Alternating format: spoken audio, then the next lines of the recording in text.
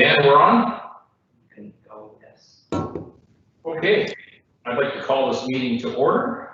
This is a town council meeting of Orangeville Council for Tuesday, September 29th. This is a makeup meeting from yesterday from our Microsoft Teams problem we had. I'd like to have a motion to approve this agenda, please. Councillor Peters, second by Councillor Post. All in favor? Yes. Thank you. Yes. That's unanimous, thank you. Any disclosures of direct or indirect pecuniary interest? I have one, and it is item 13.2, which is the Township of East Carriffrax official plan review. I'm a partner in a parcel of land in East Carriffrax, so I am declaring that, and I will be excusing myself from that portion of the meeting. Last night, before the outage of Microsoft, we completed a closed meeting, and out of that meeting, we have a couple of items to rise and report on. And it goes as follows. The confidential report, CAO 2020-014, regarding personal matters of individual, including municipal or local board employees, public office holders, Orangeville Hydro Board of Directors appointments be received, and that member Keith Sutton and John Thornton be removed from the Orangeville Hydro Limited Board of Directors effective October 31st, 2020, and the council nominate Adrian Mays to serve on the Orangeville Hydro Board of Directors to March of 2022, and the council nominate Gia DiGiulio and Mary Caputi to serve on the Orangeville Hydro Board of Directors to September of 2023. And the council extend the term of Robert J. Long to serve on the Orangeville Hydro Board of Directors to March 2022. And the council requests that Orangeville Hydro Limited call a shareholders meeting by October 31st, 2020 to implement the Board of Director appointments. And that the council direct a proxy vote, being Mayor Brown and Deputy Mayor McIntosh in the absence of Mayor Brown, in favor of the approved nominees on behalf of the corporation of the town of Orangeville at the shareholders meeting to be held to remove and appoint the members to the Orangeville Hydro Limited Board of Directors. And that confidential verbal report from Ed Brennan, CAO, regarding personal matters of an identifiable individual, including municipal or local board employees, labor relations or employee negotiations, public office holders, OPS to OPP transition be received. They have Councillor Andrews, seconded by Deputy Mayor McIntosh. All in favor? Yes. Yes. Thank you very much. All right, so into our open meeting, and we're going to have the singing of Stanley. Okay, just hold for 1 second here, folks.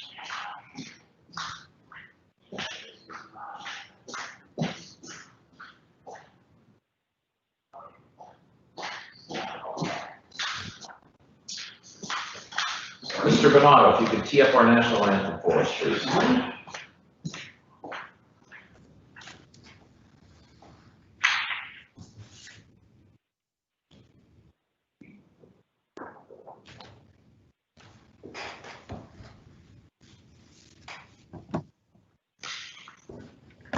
Oh, Canada, our home and native land, true patriot love in all of us command.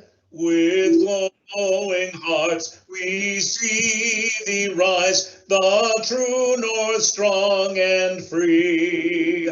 From far and wide, oh Canada, we stand on guard for thee. God keep our land glorious and free. Oh Canada, we stand on guard for thee. Oh Canada, Canada, we stand on guard for thee. Very good. I'd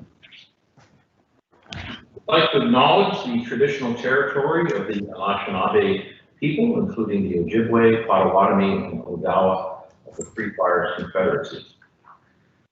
Due to efforts to contain the spread of COVID-19 and to protect all individuals, the council chambers of Town Hall will not be open to the public to attend council meetings until further notice. Members of the public who have an interest in a matter listed on the agenda may, up until 10 a.m. on the day of the scheduled council meeting, mail council agenda at orangeville.ca indicating your request to speak to a matter listed on the agenda. A phone number and conference ID code will be provided to you. You may join the virtual meeting and provide your comments to council.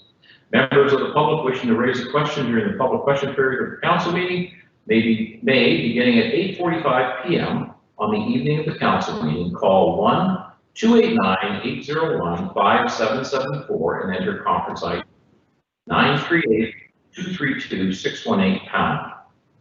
Correspondence and emails submitted will be considered as public information and entered into the public record. If you require access to information in an alternate format, please contact the Clerk's Division by phone at 519-941-0440 extension 2256 or via email at clerksdepartment@orangeville.ca. This meeting is being aired on public television and are streamed live and may be taped for later public broadcast or webcast. Your name is part of the public record and will be included in the minutes of this meeting.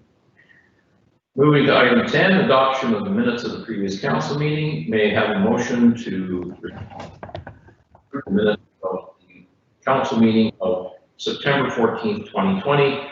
Councillor Andrews, second by Councillor Taylor. All in favor? Yes. Yes. Unanimously approved. All right, moving on to our presentations tonight, petitions and delegations. We have with us Acting Inspector Nicole Randall of the Ontario Provincial Police and Mr. Dwight Peer, the Chief Superintendent for OPP Central Region. So I want to welcome both of you tonight. This has been a long time coming, and the Town of Orangeville and Town Council is very happy to be welcoming you into our community. So thank you for being here tonight. And thank you. Yeah, I don't see Nicole here. Are you on board? I'm gonna try and sign it. Very good.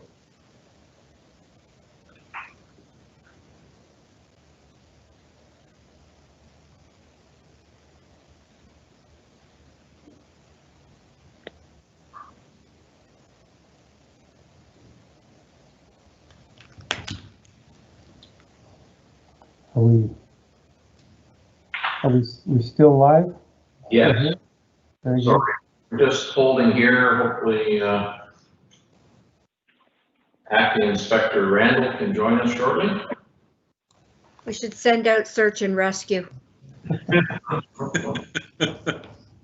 Well, I was impressed with the activity over the weekend where OPP helicopter found a 6-year-old boy in dense forest at nighttime, I think, using some sort of heat-seeking equipment or night vision equipment. So congratulations to the OPP for that rescue that happened on the weekend. Yeah. Some good work there and a busy weekend in Wasaga Beach. Oh, God, yeah. Yes. All the tuners were out, Chief Superintendent. A lot of, yeah, Wasaga Beach in there. They had a car rally there, it looks like. My goodness.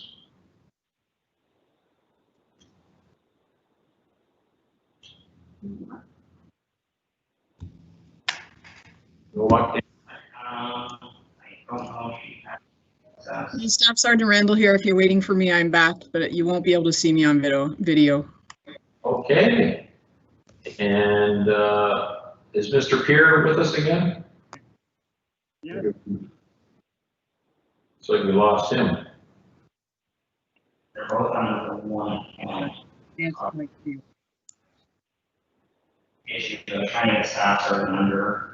Staff Sergeant Randall, you're there?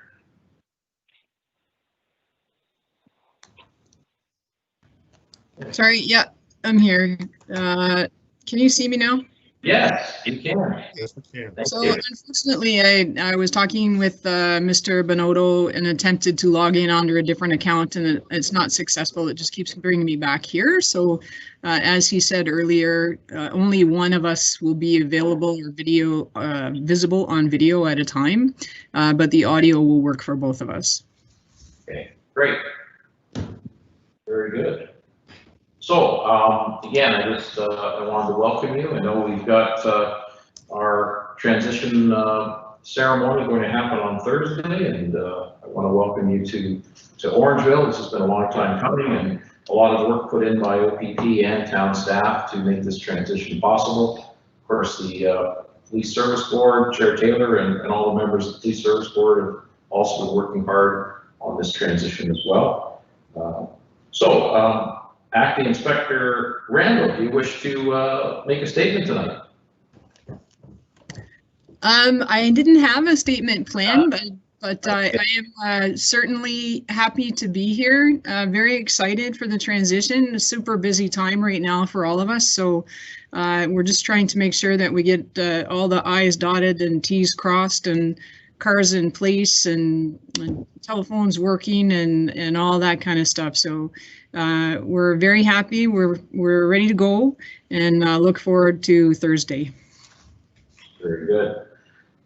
Councillors, did you have any questions for Chief Superintendent Peer or Acting Inspector Randall? Yeah, Councillor Sherwood, go right ahead. Yes, Your Worship, through you to Acting Inspector Randall. First of all, congratulations on your acting appointment with us. We look forward to working with you, however long it may be. But my question to you is on Thursday, just so the public knows, the officers that have been presented an offer are off to OPP College for the month of October in Orillia. And we know we're having coverage here for our community for that month while our officers are being trained.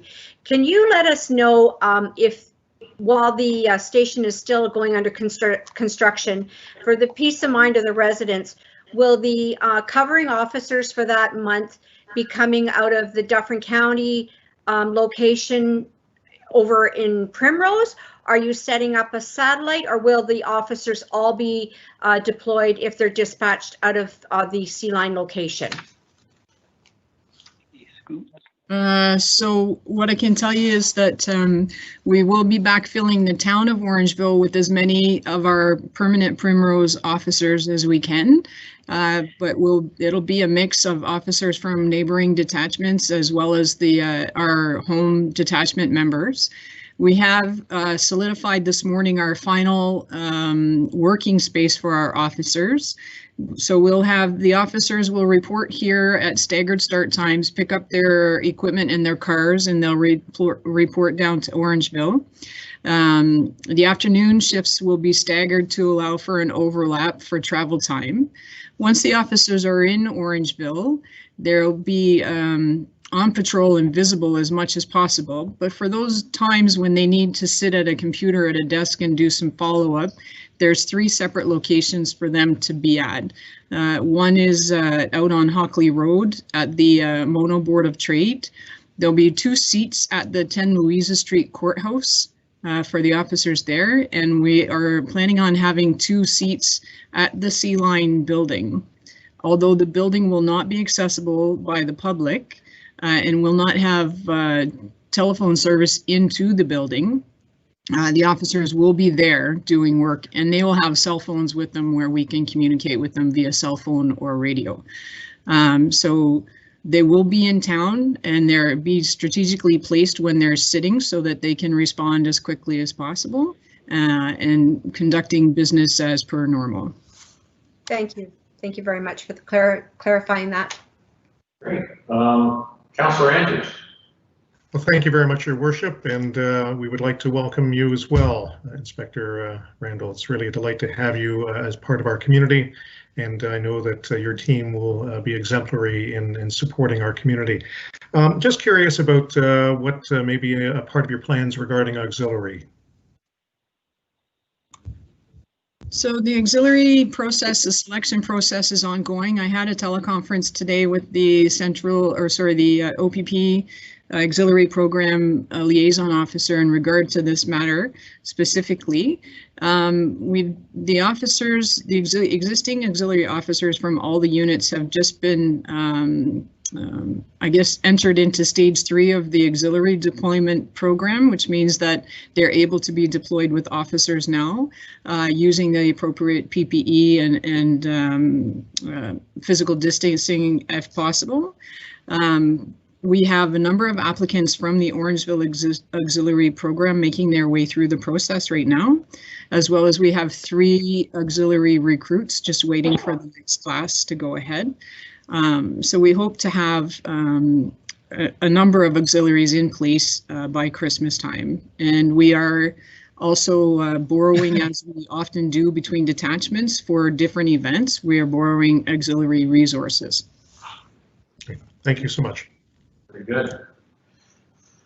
Councillors, any other questions or comments at this moment? Councillor Taylor. Yes, thank you, Your Worship. Welcome, Inspector Randall. Nice to see you again. I just want to fully declare I have chatted with Inspector Randall about this issue, and hopefully the question got to you ahead of time, Inspector Randall. But I wanted to ask you about towing in the town of Orangeville and the OPP's approach to it, specifically chasing. And transparently, why I bring it up again here tonight is just the public is watching, and it would be a good opportunity for us all to fully understand what changes or how the OPP will be dealing with that as we go forward. So I'd appreciate it if you could share. Thank you. Thank you, and thank you very much for your warm welcome and wishes for all of you. I really appreciate that. In regard to the towing, it's an ongoing process. The way that we operate right now for towing in the county is there's no existing bylaw that regulates the activity of tow operators, and we don't utilize a towing list for calling out tows to scenes for the OPP. We haven't had a bylaw since 2018. So since that time, we have instituted a process here whereby officers go through a series of steps to request a tow to come to a collision scene. We have, first and foremost, if it's an exigent circumstance where the roadway is blocked or it's impeding traffic, or if there's some other reason to immediately move vehicles, the officers will use the first available tow. The next is owner request. This is the most important avenue for achieving a tow in response to OPP incidents. It's always owner's choice. So the owner can request any tow that they wish, as long as it's a licensed provider for towing, like for the vehicle, from what I hope you understand that, like it's a proper tow truck. And so if a person doesn't know of a tow company in the town of Orangeville or in Dufferin County, we have a list of tow companies. It's consisted of tow companies who asked to be considered for towing and asked to be ensured that they were on their list. And basically it's a copy of the phone book of tow companies. And we hand that list to a motor vehicle owner or operator, and we allow them or ask them to please make their choice. We don't recommend any company one over another, and we go with whatever the person chooses. And then if a if a vehicle owner or operator is incapacitated or not at the scene, we will go with first available tow. And if there is no tow there, then we will go to the list that we have in our office, and we'll go to the next tow company that has after the last one that was picked. So we have a live list on our computer system, and the officers are to update with the date that they asked for a tow and what the response was. So the next officer that goes in goes to the next tow company on the list. So that's the process that we use right now, and that's the process that we'll use going forward. If there's any questions in regard to going forward, there is a proposal in the works between the municipalities in relation to developing a bylaw. It's very complicated to explain However, it is an ongoing process, and we hope to have something in place by the spring. Good. Thank you very much. Inspector Randall, I wanted to ask you a question, maybe for the public. If you could just explain the process of dispatching. You know, there was a concern that dispatch was going off-site with respect to policing in Orangeville. So could you just walk through a typical call, what the process is, and how boots on the ground police officer gets notified of an occurrence? I'm sorry, but your volume cut out, and I only heard a portion of what you asked. But if you can confirm that you're asking about the the process to dispatch a police officer to a call. Correct. Yes, that's what I'm.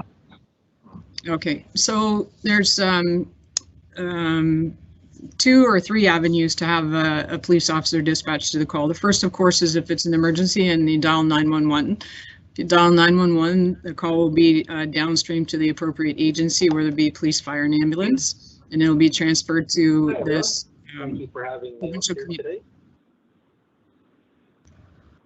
the Provincial Communications Center in Orillia for dispatch. Hello, can you hear me? Who's that, Dan? I'm not sure. Not seeing any activity on the.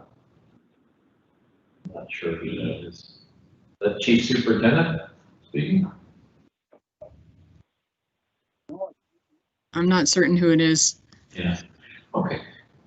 So in the case of Orangeville, our 911 service is handled by Northern 911 at Sudbury. So initial call goes there. That's where the fire paramedic or fire ambulance or police is determined, and it's off to an Orillia to be dispatched to the officer who's going to receive.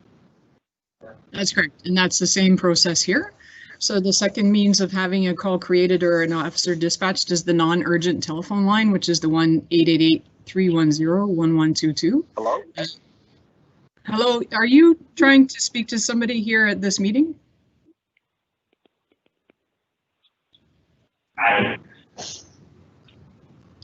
I think maybe they can hear me, but no one else, so we'll carry on. Okay. So when a person calls that's of course the non-urgent number. They'll reach the dispatch center. They'll reach the call takers. The call takers will screen the call. They'll appropriately identify what the nature of the call is, what the detachment area is, and have it sent to the dispatcher. And the dispatcher will dispatch an officer. The other way to have an officer conduct a call for service is to call into the administrative line into the building. And so right now, what I understand will happen after October 1st is if anyone calls the existing Orangeville police number, it will be forwarded to the new, to the OPP dispatch center in Orillia. If they call the new phone number, it will be forwarded to Dufferin detachment. So then at the detachment, the receptionist or whoever answers the phone here will screen the call as well, and they will most likely forward the call to the communication center to have a call for service created. Very good. Okay. Councilors, any other questions? No. Okay, Councilor Taylor, go ahead. Thank you, Your Worship. Through you to Inspector Randall. I appreciate your comments on towing, and certainly not trying to cause a debate here. I have received numerous concerns about chasing, and I'm just curious, you explained your process, I get that, and I thank you for it. How will the OPP prevent chasing then, and disruption to the roadway under the system that you have in the interim? I don't think that you can ever prevent, sorry, I have motion lights. I don't think that we can ever completely eliminate chasing, but how we use the process right now is the tow companies that work in the county know that the system that we use. It's been in operation for a couple of years. And we also make it very clear that we are watching when tow companies proceed to calls for service. You know, that if they're not the tow of choice, then they're not going to be selected when they get here. And we have intercepted tow trucks on their way to various locations at high rates of speed, and we have conducted enforcement and charged accordingly. So we will be watching for this, and we will be enforcing that kind of behavior. As far as the rotating dispatch list goes, we can't and don't use the Dufferin Area Towing Association, or because the Towing Association is what used to be in place here. And so what former process was that an officer would need a tow. We would call our dispatch, and our dispatch would call the Dufferin Area Towing Association dispatch, and a tow truck would be dispatched out by them. The problem that we run into is that not all tow companies in Dufferin County belong to the Dufferin Area Towing Association. Therefore, they're not included when on that tow list when an officer calls for a tow. So we'll use a number of tactics at our disposal to prevent the chasing, but the majority of it is that the tow companies know that it will be owner's choice for the tow. We also use the Highway Traffic Act for enforcement of any offenses against the Highway Traffic Act, including towing companies soliciting business on the side of the road. And they know that they're not to do that, and they know that they're restricted to a certain distance from a scene. So there's a number of options available to us. Thank you very much. Sure, thank you. Is Chief Superintendent Peer, can you hear us? Yes. You can? Did you want to make any comments or anything you'd like to say, Chief Superintendent? I'm certainly happy, very happy for the meeting. I'm really looking forward to joining the Orangeville community as a policing service. I've had the opportunity to speak with some of the OPS members, and we're very excited to be a part of the community. And it has been a lot of hard work, as previously discussed. A lot of people have done some very good work in preparing for the transition. I believe the OPS officers are very excited to be coming up to the training session, and we look forward to getting to know them even better in that setting. So I'm very much looking forward to Thursday. I'll be down there for the unveiling. And I will be back on Saturday for the Compass Run for Food that's taking place in Orangeville, participating in that event as well. So yeah, it's very much thankful for the opportunity, and we're certainly going to do the best to provide the best possible service to the Orangeville community. Thank you very much, Mayor. Well, thank you very much, Acting Inspector Randall and Chief Superintendent Peer, for joining us tonight. The town is very happy to have you joining our community, and we look forward to kicking things off on Thursday. So thanks for joining us tonight. Councilors, one more opportunity here. Any questions of either of these folks? Seeing none. All right, thanks again for joining us. We'll move on to our next item. Thank you. Thank you. 11.2, Heather Hayes, Orangeville Food Bank. Heather, are you up? There she is. Hi, Heather. How are you? Great. I think you're muted, Heather.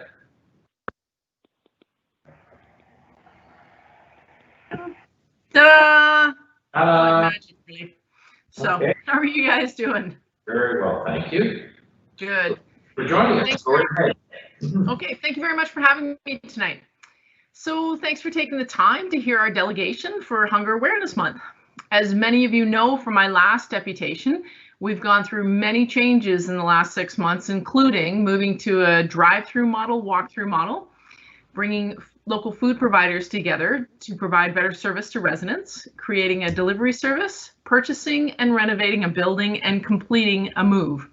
None of this would have been possible without this financial support of the Morningview Foundation, the Larry Schaefer Foundation, the Humanic Foundation, TPC, Toronto Osprey Valley, and Bob Spittle.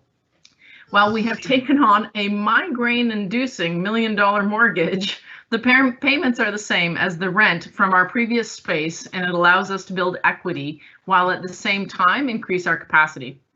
The town of Orangeville, Compass Run for Food, and many local businesses made sure we had the resources to continue to provide food while we went through this major renovation. Community members stepped up like never before to volunteer in every capacity. Lavender Blue Catering, the cafe, Club Links made sure that we had frozen prepared meals, and service clubs, including Rotary and Lions Club, provided funding. Dufferin Federation of Agriculture donated fresh produce, just to name a few. It reinforces the importance of partnerships at all levels to build a vibrant community resource, and we thank you. As we move into a second wave, our plans to return to a shopping model may have to be put on hold. Our focus will continue to be a safe system for those who need it and for those who support it. A phase 2 renovation for a loading dock at the back of the building has been moved up, as has the installation of a phase 3 generator to ensure that we have the capacity to continue to support the community. So much of what we've done in the last 6 months is in response to the pandemic. COVID has changed just about every process and every system we have at the food bank. But more importantly, it has highlighted the challenges in food access and security. For a time, there were problems with supply chain, which made purchasing even the most simple items like toilet paper really difficult. Trips to the store became something you planned for. If you had resources, you ordered online, and delivery persons dropped things at your front door. Hard, but you got what you needed. If you didn't have resources, things got very difficult very quickly. In the last 6 months, we have seen 321 new people who have never used our services before. We doubled the quantity of food that we distributed to make sure that people had a secure supply of fresh food in one stop, helping to reduce the exposure to COVID. We had to plan our food purchases to make sure that we could get the food that we needed for people. No longer could we buy things from local grocery stores, which has been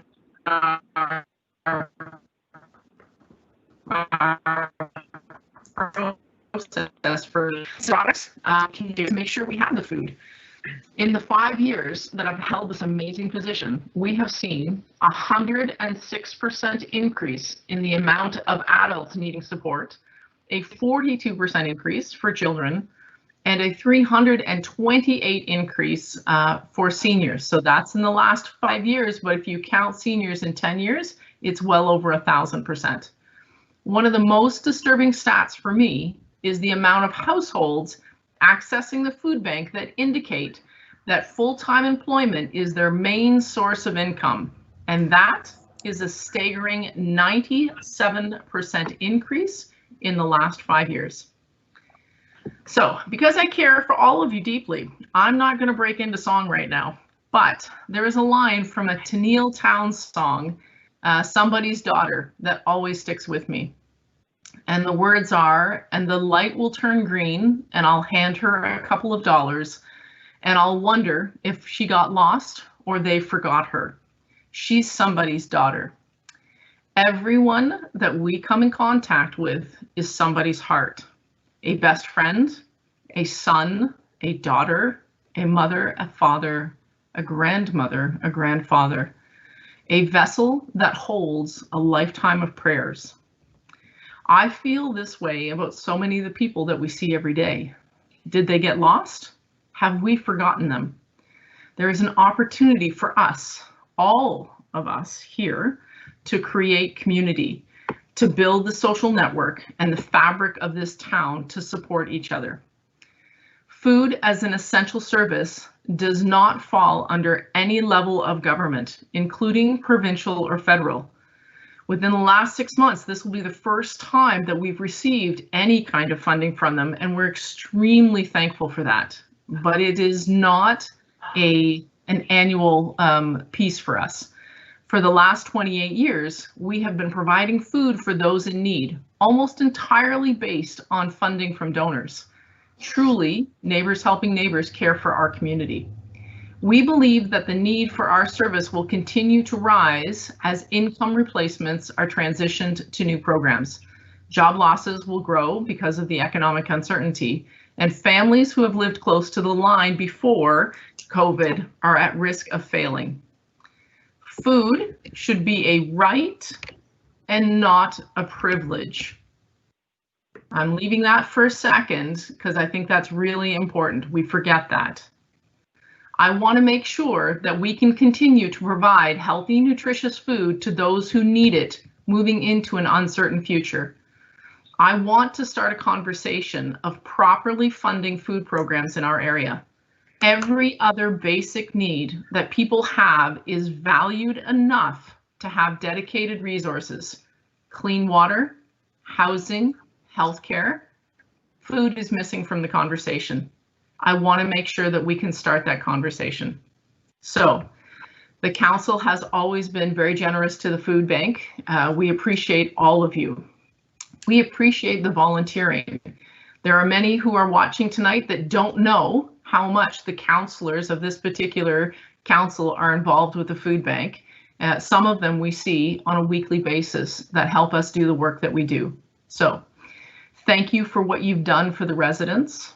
Thank you for what you continue to do in your volunteering, in your raising awareness, and your financial support. And thank you for what you will do in the future to support us and to support this community. We look forward to having those conversations. And in another time and place, there'll be big hugs for everybody. Thank you. All right, thank you very much, Heather. And our community thanks you and your team over there. It's amazing, the transformation, and your new facility is fantastic, and all the best to everyone who works with you. Thank you.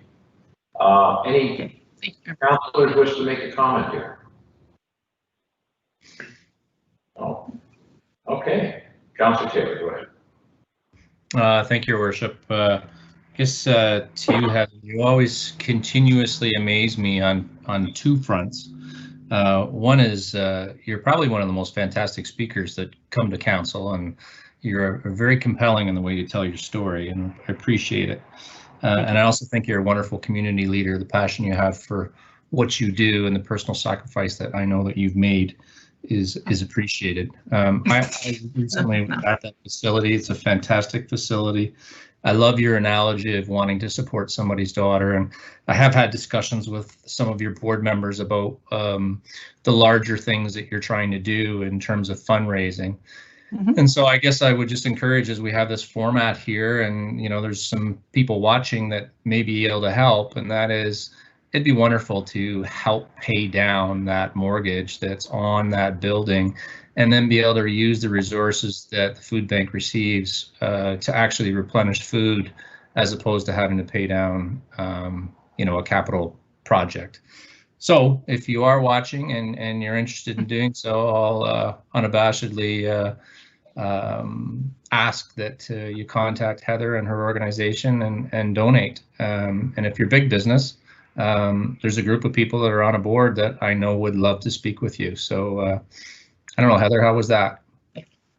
That was fantastic, Todd. You could have my job. That's awesome. I couldn't do it. There'd have to be 9 days in a week. So thank you so much for that. We do have a capital campaign that we're quietly working on right now. $1 million mortgage is it's huge. Perhaps not for a town of like the size of Orangeville, but for a small not-for-profit, it's big.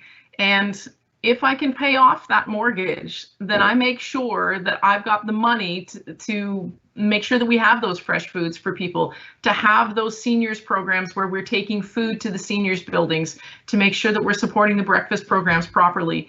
And that's going to be really important. What we know about this particular crisis is when Wood Buffalo, which is the food bank that's supported the fires in Fort McMurray.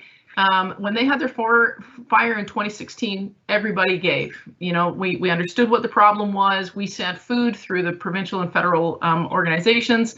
The problem was about 3 years later, that's when everything crashed and burned, because families of middle classes, they have started dipping into their visas, to their lines of credit, to their mortgage, to their family. And when that crashes and burns, there's not a whole lot left. And food banks are the ones that step in to make sure that people are fed. And we do so much more than that, making sure that people are connected to services and being part of the community in the social services sector. So I hope people do contact me and help us out with that, because food is a right and not a privilege. And for so many in our community, it is a privilege. We have to change that. Great. Okay, Heather, thank you for your presentation, and we're all behind you 100%, so thank you very much. All the best. Okay. All right. Thank you very much. Have a good day. 11.3, Mr. Don Carter. Mr. Carter, are you with us? Yes, I'm here, and it's Dan Carter. Dan? Okay, I'm sorry. Dan? Well, I stand corrected. So, Dan, welcome. Looking forward to hearing your presentation, sir. Perfect. I appreciate the opportunity to speak in the council tonight. So my name's Dan Carter, and I am the Canadian Hemp Farmers Alliance CEO. And this presentation is the federal, provincial, and municipal sustainable development strategy plan on how we could adopt functional hemp-based products into the Canadian Sustainable Development Strategy. You can become a part of the Canadian Hemp Farmers Alliance mission, which is to mandate hemp cultivation, product formulation, and as well research and development into Canada's Sustainable Development Strategy. The Canadian Hemp Farmers Alliance is currently consulting to have the Canadian federal, provincial, and municipal governments on opening green procurement applications, where governments will be the purchasers of the sustainable, functional hemp-based consumer products directly from the product formulators. You will also join the Canadian Hemp Farmers Alliance mission, which is to tackle the global sustainable development goals by working with Canadian industry farmers, processors, product formulators, research and developers, academia and government departments to develop national and international cost-competitive, sustainable, functional hemp-based products that will help to reduce the global need for further investing into environmentally unfriendly projects, such as 1, fracking for fossil fuels, 2, mining, and 3, deforestation. These 3 product materials, for the most part, are being developed into 1 consumer use products that are ending up in our landfills, oceans, and municipal drinking water that is hindering the health of humans, animals, plants, insects, and underwater life. The Canadian Hemp Farmers Alliance is consulting with Canadian federal, provincial, and municipal governments on behalf of the Canadian hemp farmers, processors, product formulators, and as well research and development labs to have hemp become a mandated crop in Canada for 1, outdoor cultivation, 2, processing, 3, product formulation, and as well product development on a research level. Right now, the Canadian Hemp Farmers Alliance is looking to raise $3 million, which will go towards various research and development projects so that we can develop sustainable, functional hemp-based products from the hemp fibers. And these will go into various projects of developing hemp-based products such as hemp bioplastics, pulp and paper, liquid fuels, solid energy pellets, batteries, automobile parts, building materials, textile fabrics, and non-wovens, and as well soil remediation materials. Right now, we are looking to raise the funds, then from there to commercialize these products. And as well, we see the need for your local municipality to as well encourage your local manufacturers to start using hemp-based products. And we know that our municipal governments have the power to sit around and set up roundtable meetings with their local manufacturers and encourage them to start using more sustainable materials. And that's where hemp can play a key role. Right now, the Canadian Hemp Farmers Alliance, our main platform is to tackle the Global Sustainable Development Strategy on the UN level, which was brought down from the 2015 Paris Agreement, which the United Nations is now looking to have other national and international governments, federal, provincial, and municipal government levels, all in adopting the Sustainable Development Plan and as well working collectively together to help advance the UN goals. Essentially right now, the Canadian Hemp Farmers Alliance has developed a roadmap on how to tackle the Sustainable Development Strategy, where hemp can tackle up to 16 of the 17 goals. So this is where we need to take a harder look into having hemp as well within our municipal plan here. Examples on how hemp could be adopted into the Canadian federal, provincial, municipal sustainable development strategies is by having government departments open up procurement opportunities for their own various government departments who will be the purchasers of the sustainable, functional hemp-based products, which will be developed from the product formulation facility, and they will be the sellers to the government facilities. Ways that the government departments can encourage hemp agricultural growth is by purchasing simple products like hemp toilet paper, photocopying paper, tissue paper, paper towels, bus tickets, and as well bags. It could go into markets and industries such as hemp bioplastics for your cutlery, plates, bowls, straws, tablecloths, cups, and as well bags. This could also go into hemp fiber uniforms for municipal divisions, and as well for our municipal police uniforms, as well firefighter uniforms, and as well judge and jury uniforms. This could be used within our hemp fiber for new insulation, for new building project development, and as well things such as hemp supercapacitor batteries that could be used for all future government and public automobiles that will be powered electrically in the near future. We have the power as municipalities, again, to sit down with our local manufacturers and start encouraging them to start doing more research within hemp and start using more sustainable products, because we are coming into a new age where we want more sustainable materials to be used. This will encourage other corporations as well to adopt functional hemp-based products into their sustainable development strategies as well. This will encourage agricultural growth and give the product formulators, processors, and farmers the ability to work out healthy profit-sharing contracts, which will allow for the farmers, processors, and product formulators to expand at the same rate, which will create millions of green new jobs, both nationally and internationally, to help collectively tackle the UN Sustainable Development Goals. Just some jobs that would be created if we did open up green procurement opportunities would be jobs within government, jobs within research and development of developing new products, processing the product formulation on a commercial level, and as well agricultural farmers, and as well marketers, and as well distributors, brokers, and as well new business owners that will hit different demographics for such people such as women, youth, and Indigenous. Essentially, the Canadian federal governments on the environment level essentially passed down their carbon emission plan, which in 2018, from all major industries currently being essentially commercialized right now, released 1.5 trillion pounds of carbon emission into the atmosphere just in the year 2018. Right now, 1 acre of hemp can sequester up to 20,000 pounds of CO2 emission per acre if grown for a densely fibrous crop. Right now, just to sequester all of that 1.5 trillion pounds would take 77.5 million acres of industrial hemp to be grown just in 1 year. But the good thing is Canada has 232 million acres of agricultural farmland already available right now cultivating, which we can encourage for crop rotations. If hemp was to just grow, if Canada was to just grow 1/3 of Canada's total farmland in 1 year to sequester 100% of the 2018 emissions. If Canada grew just 14 million acres between the years 2020 to 2030, this would sequester 100%. Canada is currently only growing 150,000 acres, which is contributing to 3 billion pounds of CO2 emission sequestration per year. Right now, the Canadian Hemp Farmers Alliance has 25 members which collectively grow 5,000 acres, which is contributing to 1 million pounds of carbon sequestration every 100-day crop cycle. And I'd like to show and give a timeline on when hemp was a mandated crop and essentially what happened. In 1533, King Henry VIII, which was the King of England, he actually fined farmers for not growing hemp. In the early 1700s, the law required American farmers to grow hemp or they would be fined. In 1801, Peter Hunter, who was the Lieutenant Governor of the province of Upper Canada, on behalf of the King of England, was told to distribute seeds to farmers, which the government then purchased this and then exported it for sales and economic growth. In 1840, Abraham Lincoln, U.S. President, even used hemp seed oil to fuel his household lamps. Up until 1916, the USDA even published findings showing hemp produced 4 times more paper per acre than trees. Mr. Carter, well, hemp Mr. Carter, we got Busy agenda tonight, Mr. Carter.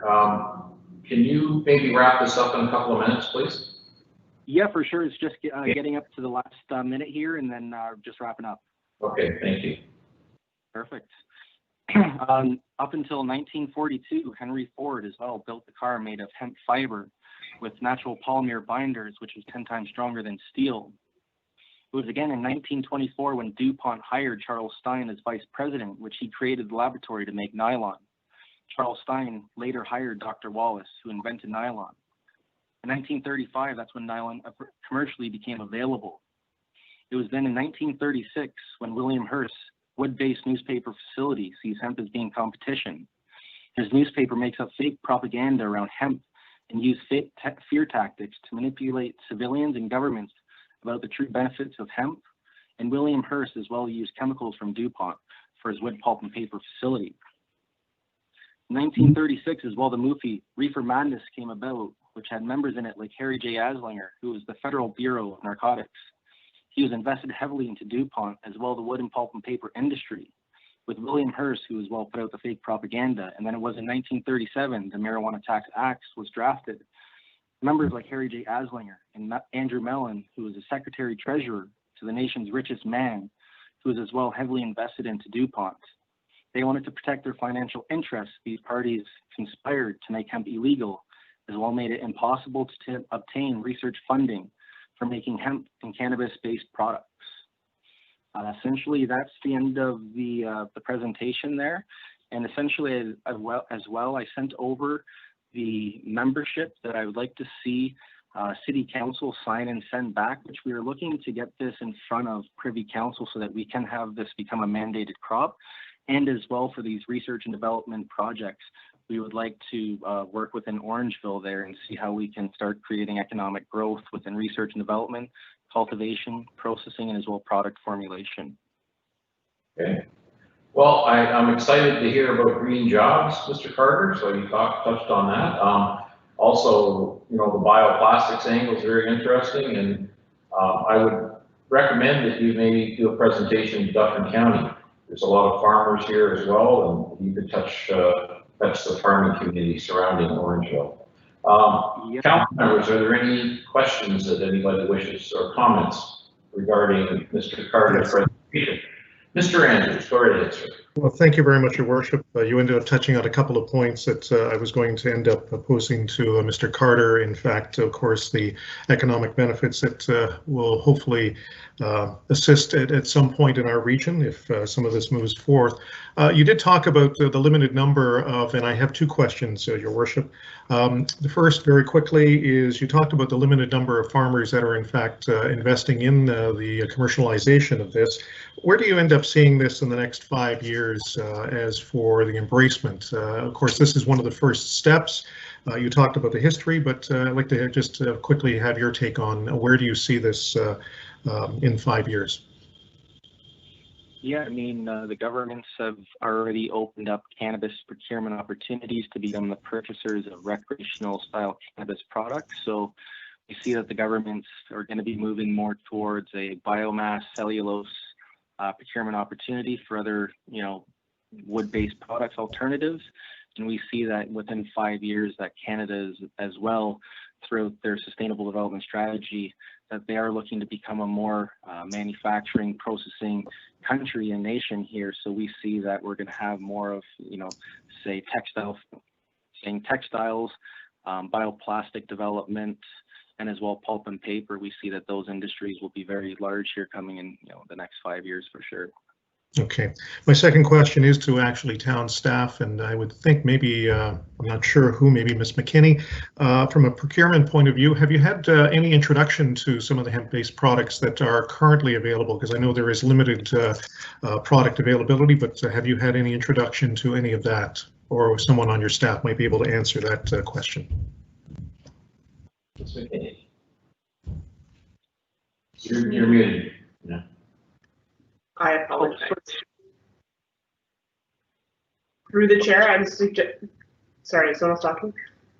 Through the chair, I would suggest that Corporate Services hasn't had any introduction to any of the hemp-based products, but perhaps Mr. Osmond has had some introduction on the paper side. in the facilities?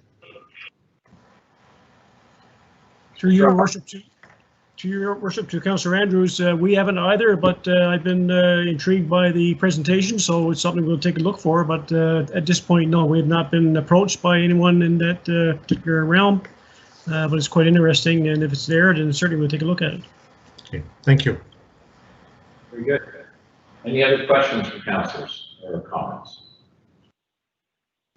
All right, Mr. Carter, thank you for your presentation. It's very interesting and lots of positives there. So thank you for your advocacy for this product and that industry, and we wish you well. And again, thank you for introducing this to us, and we'll continue to monitor the situation, and hopefully we can start some procurement in that area as well. So thank you for coming and talking to us tonight.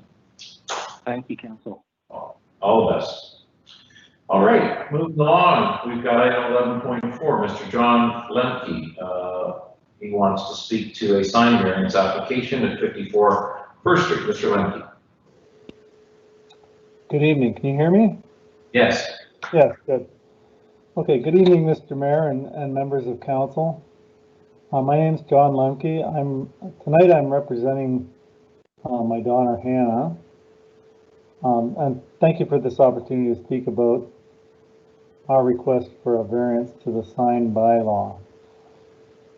Hannah's been working hard to develop her business as a naturopathic doctor in Orangeville since June of this year. As you may know, when beginning a new business, it's very important to have your name out there in the community, and advertising is key. Hannah's rented a space at 54 First Street, which is the northwest corner of Feed and First. And we've requested through Chris Johnston to put up a 10-foot sign on the side of the building, as was there previously. Is it possible to share screen? Yes. I'm not sure how to do that, but yeah, I'm not sure how to do it. But anyway, there was a hearing aid business in this building, and they had a sign on the side of the building. It was about, we estimate, 6 to 8 feet long. It is on Google Maps. Our request to Chris was to put a 10-foot flat sign on the side of the building. And we have since revised our plan to a smaller sign, perhaps 8 feet. And we feel like this is an important request to help Hannah build her business in Orangeville. So that's our request. Okay. Any questions from councilors? Mr. Lemke. Seeing none. Okay, Mr. Lemke, we are going to deal with this in a staff report. So if you'd like to stay with us, we'll be speaking to this matter a little bit later. But thank you for your presentation. Okay, thank you. Thank you for your time. All right. 11.5, we've got Allison Shield from the Orangeville BIA. Allison, are you with us? Hi there. Allison isn't with you, but Troy Brett is. I'm the vice chair of the BIA. And unfortunately, Allison couldn't make it tonight. Okay. The board and members have some concerns with allowing large trucks access to Broadway from John Street. And I'm speaking to the report that was report ISPW, you know which report I'm talking about? Yes. Yeah. Okay. Our concerns are allowing large trucks access to turn left onto Broadway will inevitably increase the large truck volume at this intersection and create more congestion at an already busy intersection. 80 car accidents have occurred at this intersection between 2010 and 2020, and this does not include pedestrian accidents. Increased congestion at this already busy intersection will create additional safety issues for pedestrians and traffic turning left off Broadway onto John Street. This could lead to slowing traffic down on Broadway. Increased noise and exhaust from large trucks would create a negative shopping environment for customers visiting merchants in this area, and efforts to keep Broadway as a pedestrian-friendly street. The report does not appear to address any of these concerns. In addition, I'm speaking to you on behalf of the BIA, but in addition to this, I'm actually a resident that lives on John Street at York Street and also share the same concerns as the BIA members. The report mentions that the staff is at a loss to explain why large trucks on York Street have become an issue in the past couple of months. Being a resident in the area, I would suggest this might be due to increased home deliveries during the pandemic and all the construction. I mean, there's tons of construction going on at Little York and John. Tractors going around the block, all kinds of stuff, and trucks. The BIA board and its members would like to ask Town Council to consider these concerns before making a decision on granting access to the large trucks. Thank you very much for allowing me the opportunity to voice our concerns. Okay, Troy, thank you for joining us. Councillors, any questions you might have of Troy? I see none. Troy will be speaking to this matter later on this evening, but thank you for joining us and expressing your concerns. We'll now move on to our staff reports. We'll start with 12.1, and that was the matter that was just spoken to by Mr. Lemke. This is the application for minor variance for a wall sign. And this was the recommendation that the report CPSCL 2020-25 regarding sign variance for Dr. Hannah Lemke be received, and that the sign variance request be denied. Councillors, does anybody wish to speak to this? Councillor Peters. Thank you, Mr. Mayor. Through you to town staff, not sure who's most appropriate, but someone with the history on the sign bylaw. Could you possibly explain sort of the decision-making process in the one or the other sort of sign condition? So either on the building or on the street. Was there a certain motorist interaction element that was driving that decision to have ground-mounted versus wall-mounted signs? So just looking for a little background in that regard.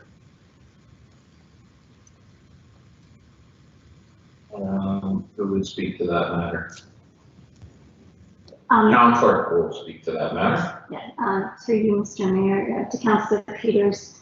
With respect to the request, staff supported the ground sign because that is what is permitted in the actual sign bylaw. You are permitted to have the ground sign at that particular location. There isn't the permission for a wall sign in bylaw itself, and that is why the applicant is seeking variance to put that additional signage on that particular piece of property. Yeah, thank you. Through you to the clerk. I guess I was hoping someone from staff sort of had the history of when the sign bylaw was created and why the preference, I suppose, is for the ground mounted sign versus the building mounted sign in that area. But perhaps that information is not available. I'm not staff, Councillor Peters, but I can speak to 30 years of experience in the sign business. And usually commercial signs are allowed on the front elevation, not on the side elevation. That's typical of sign bylaws and sign ordinances all over North America. And this is asking for a request to put a sign on the side elevation. And that is what requires a variance, and that is what the town staff is suggesting be denied. I guess the architecture of the front of this building does not permit a sign to be located there. So I think that's a bit more of the history there. What I can add, Mr. Mayor, is that my understanding is when they did go through the last iteration of the bylaw, that there was consideration as it relates to signage in the different areas of the municipality, and they did put thought into what type of in certain areas of the municipality, and that's why there are different zones that different types of signages are recommended versus others. Right. Okay, any further questions, councillors? Councillor Post. Thank you very much, Mr. Mayor. Through you to somebody on town staff who might know as well. Mr. Lemke had mentioned in his presentation that the previous occupants of that address were permitted to have a sign on the wall. So was there something that changed in the sign bylaw in between those two occupants that have changed, or what? Is there a reason why one was permitted during the previous occupants and not during the current occupants? Madam Clerk. Through you, Mr. Chair, Mr. Mayor, I can advise that my understanding is that there wasn't a permit for that particular sign. Okay, thank you. Post. Yep, thank you. Councillor Andrews, did you want to speak to this, or was that a previous text you sent me? I think that was the previous matter. Thank you. Councillor, Your Worship? Yes, go ahead. I'm sorry, I did not hear the clerk's response to Councillor Post. Could you repeat that again, please? Certainly, it's my understanding that there was not a permit for that particular sign. Okay, thank you. Right. Deputy Mayor McIntosh. Thank you, Worship. So what I'm understanding is the only reason that this sign is not permitted is because it's not allowed under our bylaw. Is that correct? There's no other reason that this sign is not allowed other than it doesn't comply? That's correct. I'm looking at Madam Clerk. She's nodding her head in agreement with you. It is not permitted under the bylaw. That's correct. And the other, if you read the report, the ground sign has good visibility on First Street, and the interpretation of staff was that that was a sufficient sign for this property. Any further questions, councillors?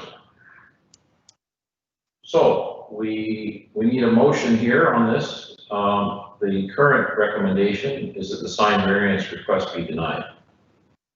Is there somebody wishes to make a motion to that effect? I'll make a motion to that effect. Anybody wish to second that?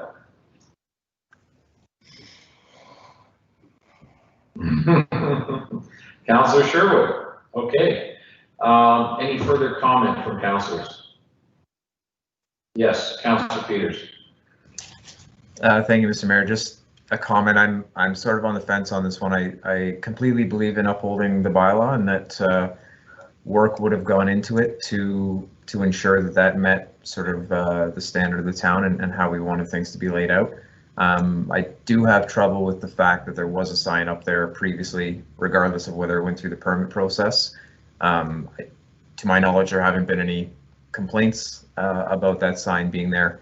I also don't want to open up, contradictions to the bylaw. I just this one doesn't seem like it's doing a lot of harm, and we do want the businesses to succeed as much as possible. So those are just my thoughts.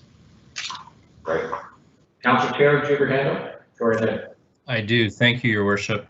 I guess I echo the comments of my fellow councillor Peters. This is a person who's trying to get their business up and running, and I appreciate that. We've had the presenter come in and advocate for his daughter. I don't like the fact that we're against the bylaw. I think it opens Pandora's box, but I'm in a bit of a quandary here on this one. I just don't. I know that we should be denying the sign, and I appreciate where you're coming from, Your Worship. I just it doesn't sit well with me that we would do that. I wonder if instead of voting tonight, if we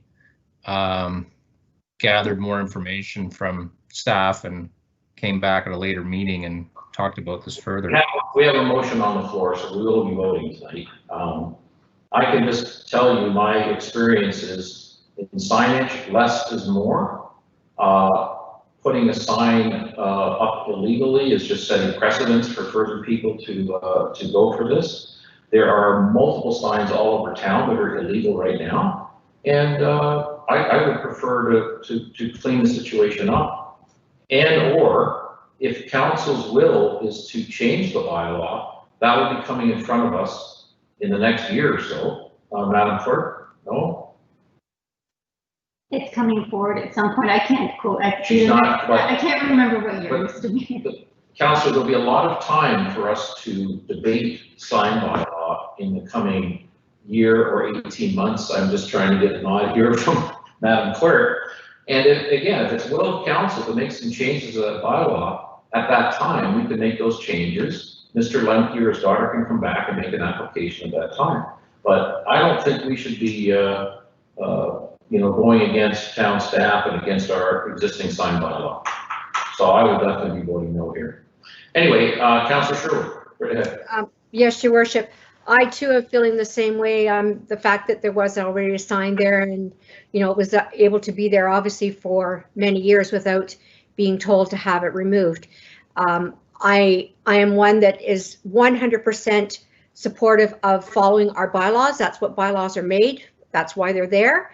But I feel passionate for this one too, especially when they have made reference in the report back to 59 3rd Street, where we allowed 3 signs for that building. Now, I realized in the report, it said that they couldn't put a ground sign on. So why didn't we just stick with the bylaw and allow them front sign? We allowed them a sign on the north side, the south side, and on the front of the building. So that's where I get it. Just because the provincial government said, yeah, we approve your signage, we as our bylaw should have just enforced what we are. So I'm going back to kind of comparing the fact that we allowed 3 signs on that property, and yet this person is trying to put a sign up where a sign previously exists that was never told to have it removed. But at the same time, I don't want to go against our current bylaws. That's why they're there. So this is a tough one for me. Remember 59 1st Street, there was no room for a pylon sign or ground sign to be installed there. So I know, Worship, but we permitted 3 signs there. So why didn't we just stick to it on the front? If our bylaw says the front, why did we permit the other 2 sides? Well, every pylon sign is double faced, as you know, so a pylon sign actually is 2 signs back to back, right? So, and as far as the architecture of this particular building, I don't know if it's been explored to put a sign on the face of the building, but they would be allowed to put a sign on the face of the building if it can fit in the architecture there. So, anyway, I think. Are we exhausted the discussion at this moment? Do we want to vote on this, or does anybody wish to weigh in further? Councillor Peters, go ahead. Just a quick one. I wondered if anyone on staff knew whether or not what I'll call the existing sign on the Feed Street side predated the sign bylaw or not, or is that unknown? What came first, I suppose? Chicken or the egg? I don't know, Doug or Madam Clerk, do you want to? I would have to look into it further. What was the business that was there? Do we know? Hearing Sciences, I believe. What was it? The Hearing Sciences business? Yeah. That's right at the corner of Feed and First, is it? Northwest corner, yeah. It's been there as long as I've been in town, but I don't know what iterations the sign bylaw went through. That's all. Okay. Well, we don't have an answer at this moment, so I guess we should vote here. All in favor of denying the variance? Those in favor of in favor of the motion. I'm sorry. We're in favor of the motion. You're in favor of the motion, which is to deny the variance. Let's recap that. So let's vote again. That's 4, and those opposed? Taylor, Post, and McIntosh are opposed. It's carried. Thank you. Sorry, Mr. Lemke. I hope we can accommodate you at some point in the future if there's a change to our sign bylaw. Okay, moving along here. 12.2. This is the council meeting schedule. And this is a recommendation that council adopt the 2021 council meeting schedule as attached in Appendix A to report CPSCL 2020-024. Any comments from councillors on this matter? Seeing none, can we have a motion to accept and adopt the 2021 council meeting schedule? Councillor Post, second by Deputy Mayor McIntosh. All in favor? Yes. Yes. That's passed unanimously. Thank you very much. 12.3, this is COVID-19 Committee Recognition Awards. Let a report regarding this be received and that staff be directed to move forward with a COVID-19 Committee Recognition Awards program as outlined in the report. CAO 2020-012. Would we like to make a motion on this? Yes. For Deputy Mayor McIntosh, seconded by Councillor Andrews. Any further discussion? Councillor Peters. Thank you, Mr. Mayor. Through you, very much appreciate the initiative. I think it was Deputy Mayor that brought it forward. Just a couple quick thoughts, and it's sort of on a larger scale, but for example, this year, the Credit Valley Conservation Board elected to move away from physical awards and towards either donations or other tokens. I just wondered if council would entertain that. I know it's nice to receive something, but we also don't necessarily want things piling up. And from a natural resources perspective, it might be nice to have a tree planting or other sort of non-material piece of the award. So the only comment I had. Right. Good idea. So I wonder, Deputy Mayor McIntosh, if you'd like to make a friendly amendment that the award be looked at by staff as part of the report. Absolutely. Yeah, I think it's a good idea. Okay. So, Madam Clerk, we can add that on to have staff look at interesting ways to provide recognition as per Councillor Peters' friendly amendment to Deputy Mayor McIntosh's motion here. All right. All in favor? Yes. Yes. Passes unanimously. Thank you very much. 12.4. This is 2021 budget schedule and direction. A recommendation that the report CPSPF 2020-026 dated September 28th. Is budget 2021 schedule and direction be received, and the council endorsed receiving a 5-year budget outlook for operating budget and a 10-year budget outlook for capital budget deliberations. And the council approved the inclusion of a cost of living allowance equivalent to the CPI of June 2019 as 2% as a guideline to report a budget for non-union staff salary benefit in the proposed 2020 budget. All right, so let's have a motion here on this, and then we can talk about it.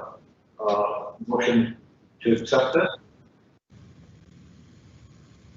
Deputy Mayor McIntosh, seconded by Councillor Post. All right, I'll open the floor. I see Councillor Andrews, you got your hand up, sir? I did, and thank you very much, Your Worship. I want to thank town staff, in particular the treasurer, for some preliminary information here. I know that things are coming from different levels of government, as many of us are keeping ourselves very much aware of the COVID issues that we're all facing. But you know, one point that was addressed in the report here, staff is diligently monitoring potential federal and provincial fiscal stimulus programs. Have you heard anything that you might be able to share with us this evening? Anything new? To Your Worship, to Councillor Andrews. So one of the things I did indicate on my report is the SRF funding, or Safe Restart funding. So it has a couple of phases. Phase 1 allocation of funding we will be receiving shortly. That actually covers between April 1st and September 30th of this year. It was based on formula. The second phase is application based, and the deadline for that, as I've mentioned in my report, is October 31st. So that probably will impact the upcoming year. In addition to that, there are other funding lines that we are monitoring. There is no formal announcement from any level of government. The one that have been announced and have been firmed up is the SRF. That being said, as I've mentioned in my report, we are constantly monitoring for any additional funding our way. Really appreciate that, and thank you for the explanation. And again, for those maybe viewing this evening, that I think is helpful information for our general public to be aware of as well. But thank you. Councillor Peters. Thank you, Mr. Mayor. Through you to the treasurer. I know you covered this somewhat in an email, but I just wanted to open up the discussion for transparency regarding the inflation rate that we use. So when we first started the term, it was always under the understanding that the May of the previous year was going to be used, which would be a different value than the 2% that was presented. So again, whether that month was an anomaly and whether or not this specific number is debated again during the budget considerations, I just wonder if the first cut of the budget should always be sticking with that May number, or perhaps you could just expand on why we've deviated from that practice. Okay. Through your worship to Councillor Peters, so you're absolutely correct. Historically, Town of Orangeville relied on May CPI number of the previous year for the subsequent budget number.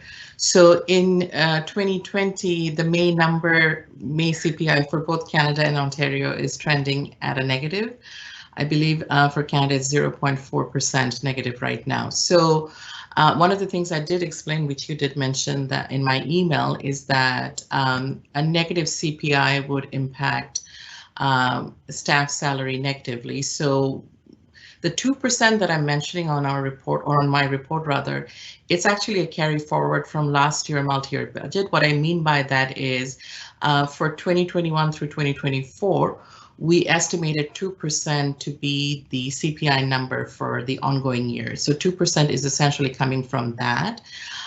Historically, in the last 5 years, the May CPI number ranged between 1.4% to 2.4%.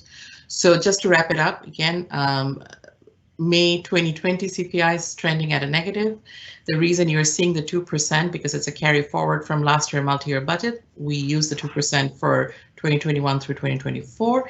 And what the report is seeking from council tonight is direction.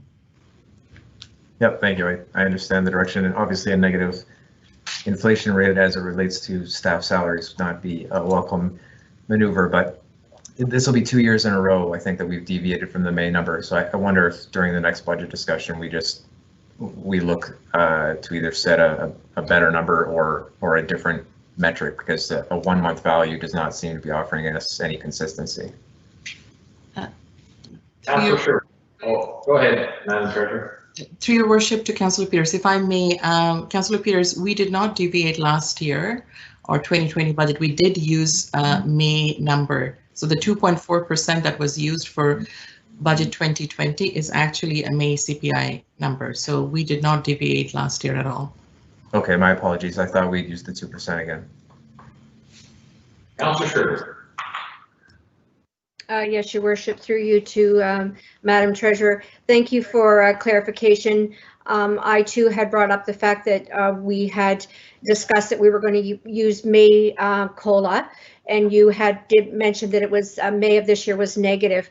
I'm going to make a comment after, but perhaps you can answer my question regarding what was the June 2020 COLA? Was it in a positive? Because you're referring to using June 2019 COLA. Can you tell me what June 2020 COLA was? Or CPI, I'm sorry. Through your worship to Councillor Sherwood, if council would allow me a minute or two just to look that up, and then I can get back to you. So can I make my comment while you're looking that up then, please? Go ahead, Councillor Sherwood, and then we've got Councillor Taylor, which is to speak. Okay, so my comment about this is but by all means, staff are entitled to raises, in my opinion. However, we are in a very critical situation here. We have the pandemic, which has caused us to have to lay off over 100 employees, and we don't know what our budgets are going to look like. So, however, I don't want to say that they're not deserving of the 2% salary. I really think at this time we need to really reconsider that, because that seems rather high, considering most of them have been able to carry on with their full salary. And like I say, the fact that some of our employees will maybe not return for a very long time. And there are lots of people in those communities that have either lost their jobs or are taking less money due to being on CERB. And I think, other than, I'm sure that some of our employees have worked really hard and had to put extra hours in because of CERB. There also maybe has been some benefits as well, as far as, you know, the opportunity to work from home with some cost savings and had no salary reductions. I'm really hoping that, you know, we're going to have to be really tight with our budget this year. And if that means that we're trying to go towards, say, a 1% overall tax increase, maybe we should be looking at salary being at that. But I would really be interested in what the June 2020 CPI rate was, because I don't want staff to have to give salary back. That's just not realistic. That's not fair. So I wouldn't use the May one for this year, in my opinion. Madam Treasurer, have you got that number? Yes, I do, Your Worship. So through Your Worship to Councillor Sherwood. So the June 2020 CPI for Ontario is -0.1%. And for Canada is positive 0.7%. Okay, thank you. All right, Councillor Taylor. Yes, thank you, Your Worship. As I read the document, it's really just a basis, as I understand it, to get a gauge on setting up that budget for us. Once we get into the budget process, I mean, anything is up for grabs, but this is just more about getting a direction to work from. So in my mind, I'm not concerned with it. We've been working at the 2% range for salaries for quite some time. I think that my caution to my fellow councillors would be when it comes to town staff salaries, and believe me, I'm not advocating for uber inflation or massive spends here by any stretch of the imagination, but I read through those jobs that come up on the website each time, and I don't think it's a secret. It's a war on talent, and there isn't talent available. All we're doing from municipalities is stealing from each other, and I wonder and worry if we offer less than a fair wage increase as we go forward with this, especially when our key positions that are going to be very difficult to find. Anyway, we'll debate as the budget goes forward, but as the report here sits today, we're not committing to anything other than giving our treasurer direction, and I'm prepared to support that at this time. Very good.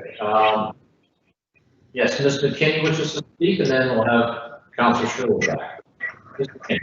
Through you to the chair, I just wanted to build on one point from the treasurer's answer to Councillor Peter, because in discussion, part of the reason why she used the multi-year budget number was because she consulted with her municipal peers in similar roles in other municipalities. So I just think that was something that she's talked about a lot internally, but I wanted to make it clear tonight as the source. Yes, go ahead, Madam Treasurer.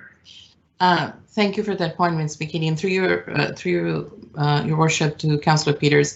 So I have mentioned that point on my report that we have, and I have consulted industry peers, and most of the consensus voiced is that most municipalities are sticking to their multi-year number that they have rolled out last year. So once again, the 2% that you're seeing is the number we used last year in our multi-year budget forecast for 21 through 24. Thank you, Your Worship. Thank you. And I also have reached out to the president of AMO for some comment on this as well, and we'll be looking into other municipalities as well as town staff. Councillor Sherwood.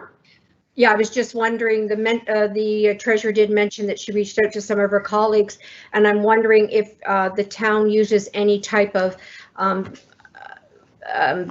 comparating municipalities, if maybe they could reach out to municipalities of comparison to see what they are, using, or perhaps reaching out to organizations themselves, so that, we have like AMO, for example, might say that they've done a research throughout all the municipalities, and this is what they seem to be going with.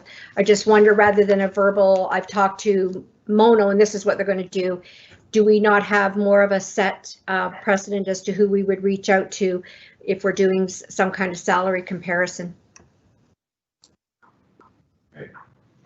I hear what everybody's saying, but we're in a very historical pandemic here, maybe a historical economic decline. We talked to half of the prognosticators, and they're talking about some very difficult times ahead. So I think by the time we get to the budget discussions in the next 2 to 3 months, we're going to have a little more clarity on that. So I think I would probably support what Councillor Taylor has suggested, and let's let staff go ahead, but be very mindful that we're in a difficult, very, very difficult time right now. And we owe it to the residents of the town of Orangeville to be very, very cautious about any spending at this moment in time. So, so does anybody want to go ahead and make a motion here on this as it stands? Councillor Andrews, seconded by Councillor Taylor. Do we want any further discussion at this moment? Seeing none, we'll call the vote. All in favor of letting this roll as it stands? And those who wish to oppose? Councillor Sherwood is in opposition. And again, Councillor Sherwood, I assure you, I think all of us at the table here are going to be very, very cognizant of this budget. It's going to be a difficult one, I think, and we'll all be watching very closely, but we certainly respect your no vote on this. Okay, moving along to 12.5. Again, COVID financial relief program. The report CPS TF 2020-027 dated September 28th, COVID financial relief program be received. May I have a motion to receive this report, please? Councillor Post, second by Councillor Sherwood. I guess, Madam Treasurer, would you like to speak to this matter before we ask any questions? Do you have any comments, or no? You're good to go. Nothing further to add. Okay, councillors, would you like to ask any questions? Councillor Andrews. Thank you very much, Your Worship, and I know that there was some sensitivity on the previous agenda item, and again, our ability to be prudent as we move forward. If we were to extend, and this is a question to Madam Treasurer, if we were to extend the relief in the 2 areas as identified in this particular report, what would be the additional impact of the town? Are we talking doubling of those figures, or looking at your calculator or your crystal ball, what would those figures be, and what would be the impact? Through your worship to Councillor Andrews. So on average, we're looking at a $30,000 to $35,000 loss, revenue loss on the penalty and interest side of things. Transit really depends on the season, but again, if I have to look at my crystal ball, I would say that's on average $10,000 a month. So if we go with $30,000 on the penalty and interest, so we're looking at $90,000 for the next 3 and another additional $30,000 on the transit side. But on a monthly basis, we're looking roughly at $40,000 revenue loss. I would wonder with my fellow councillors what their appetite would be for considering extending some of this. And again, I look to the expertise of our treasurer and other staff to provide guidance, but I also know that we have some expertise on council too. So just curious to see what kind of thoughts members of council have.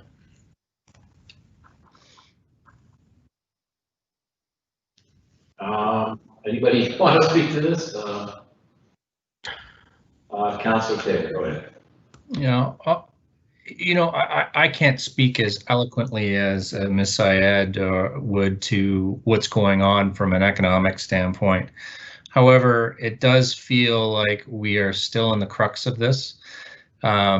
If anything, I think the shoe will continue to drop as time goes on. I'm not a doom and gloom guy. I try and be optimistic, but it does feel like we're still in the midst of this.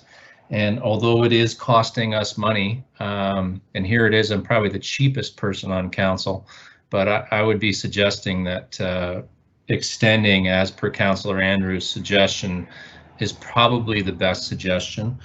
We may want to take transit offline or to another meeting and just gather some more information through Mr. Jones and Mr. Lackey in terms of a recommendation. But in terms of the penalty and interest, I would be prepared to go ahead with some sort of extension as per Councillor Andrews and do that today. But perhaps we need more information regarding transit. Deputy Mayor McIntosh. Yes, thank you. I do appreciate both Councillor Taylor and Councillor Andrews' feelings. I just have a concern for the town. You know, we're getting further and further in debt here. I know it's not a large amount, but I do have a concern about that. Now, I don't have an answer, but I have a concern. Okay, Councillor Taylor. Through your worship to Ms. Syed, we did have a surplus last year. I know we've talked about how that's going to be used, but we're not in dire straits as of yet. I agree. Everyone in Orangeville would be watching this and saying, "Oh my gosh, that's my taxpayer dollars," but it's also your neighbors, your friends, that sort of thing.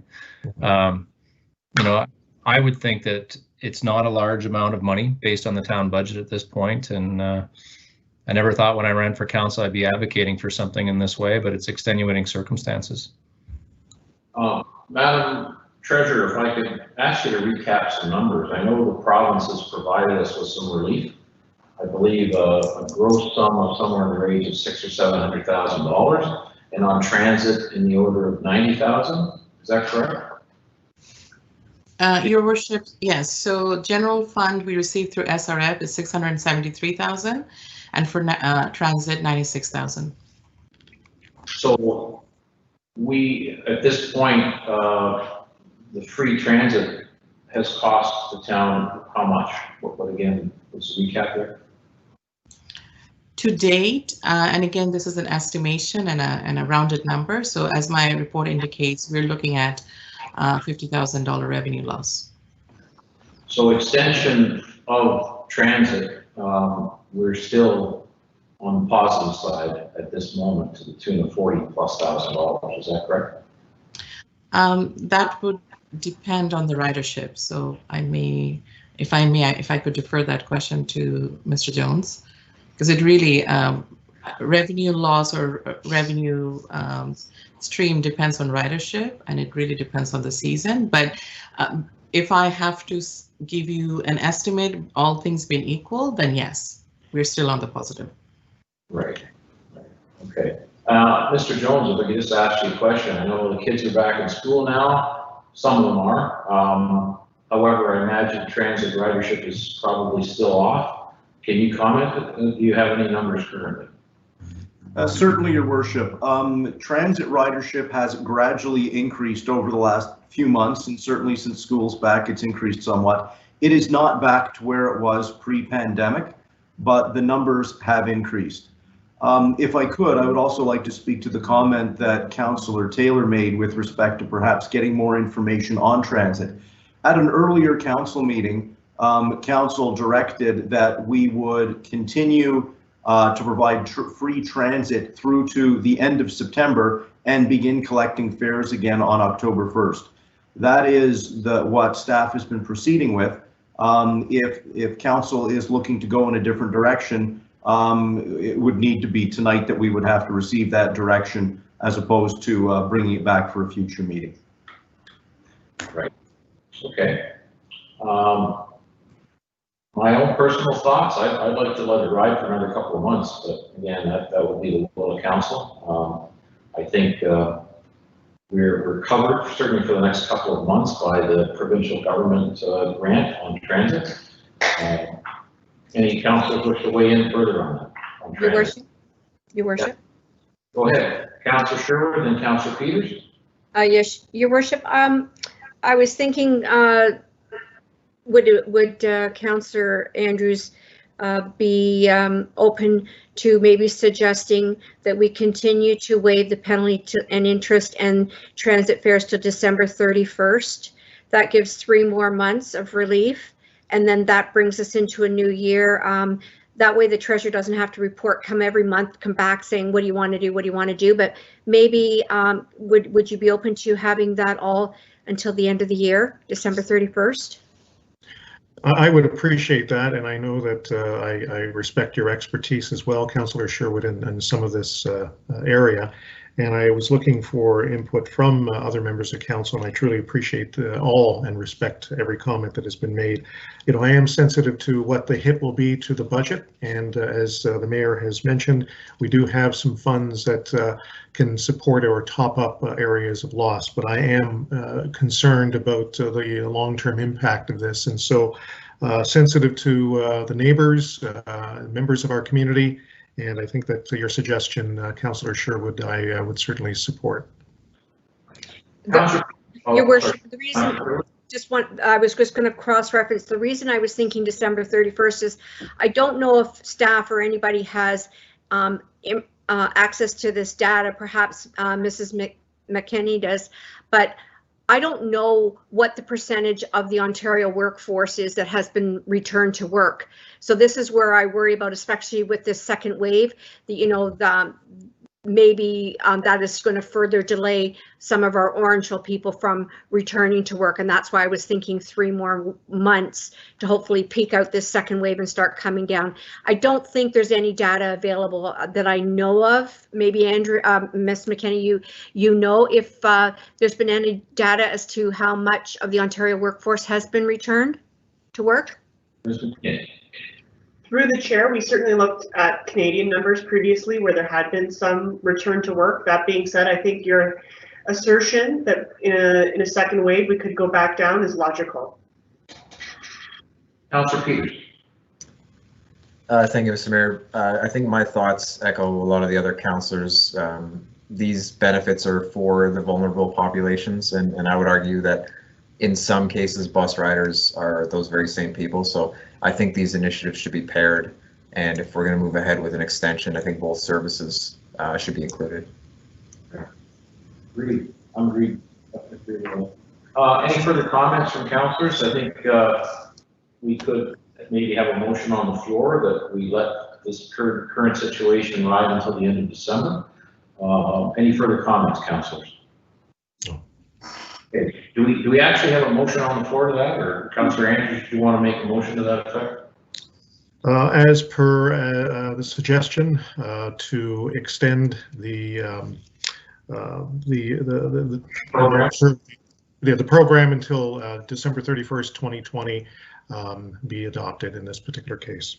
Or the wording is not necessarily accurate, but you've got the theme or the tone of what I'm looking for here. Penalties and interest on utility, property taxes, yes, and transit fares being free until the end of December.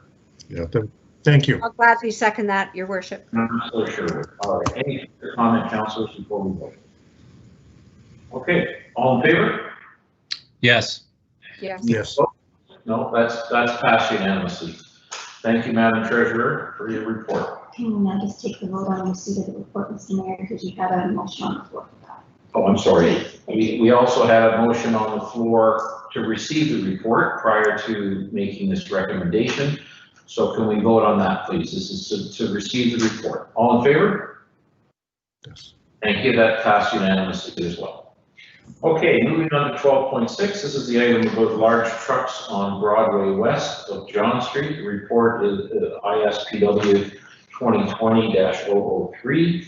Large trucks on Broadway west of John Street be received, and then a bylaw to amend traffic bylaw number 78/2005 was amended, be read a first, second, and third time and finally passed. So if I could speak first to this, because I was involved a little bit in this. There was some incidents on York Street with large transport trucks turning onto York and getting hung up on Matthias Street. And talking to town staff, Mr. Jones included at the time, and some of the additional transportation staff, I believe Tara was involved as well, Tara Clayton.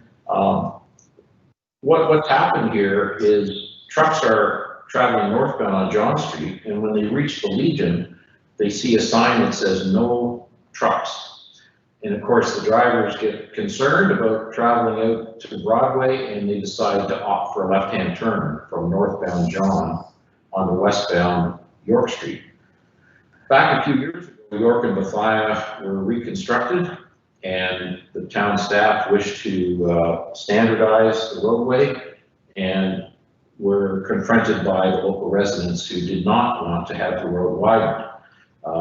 And council of the day sided with the residents and directed town staff to build the road as it was and not to expand it.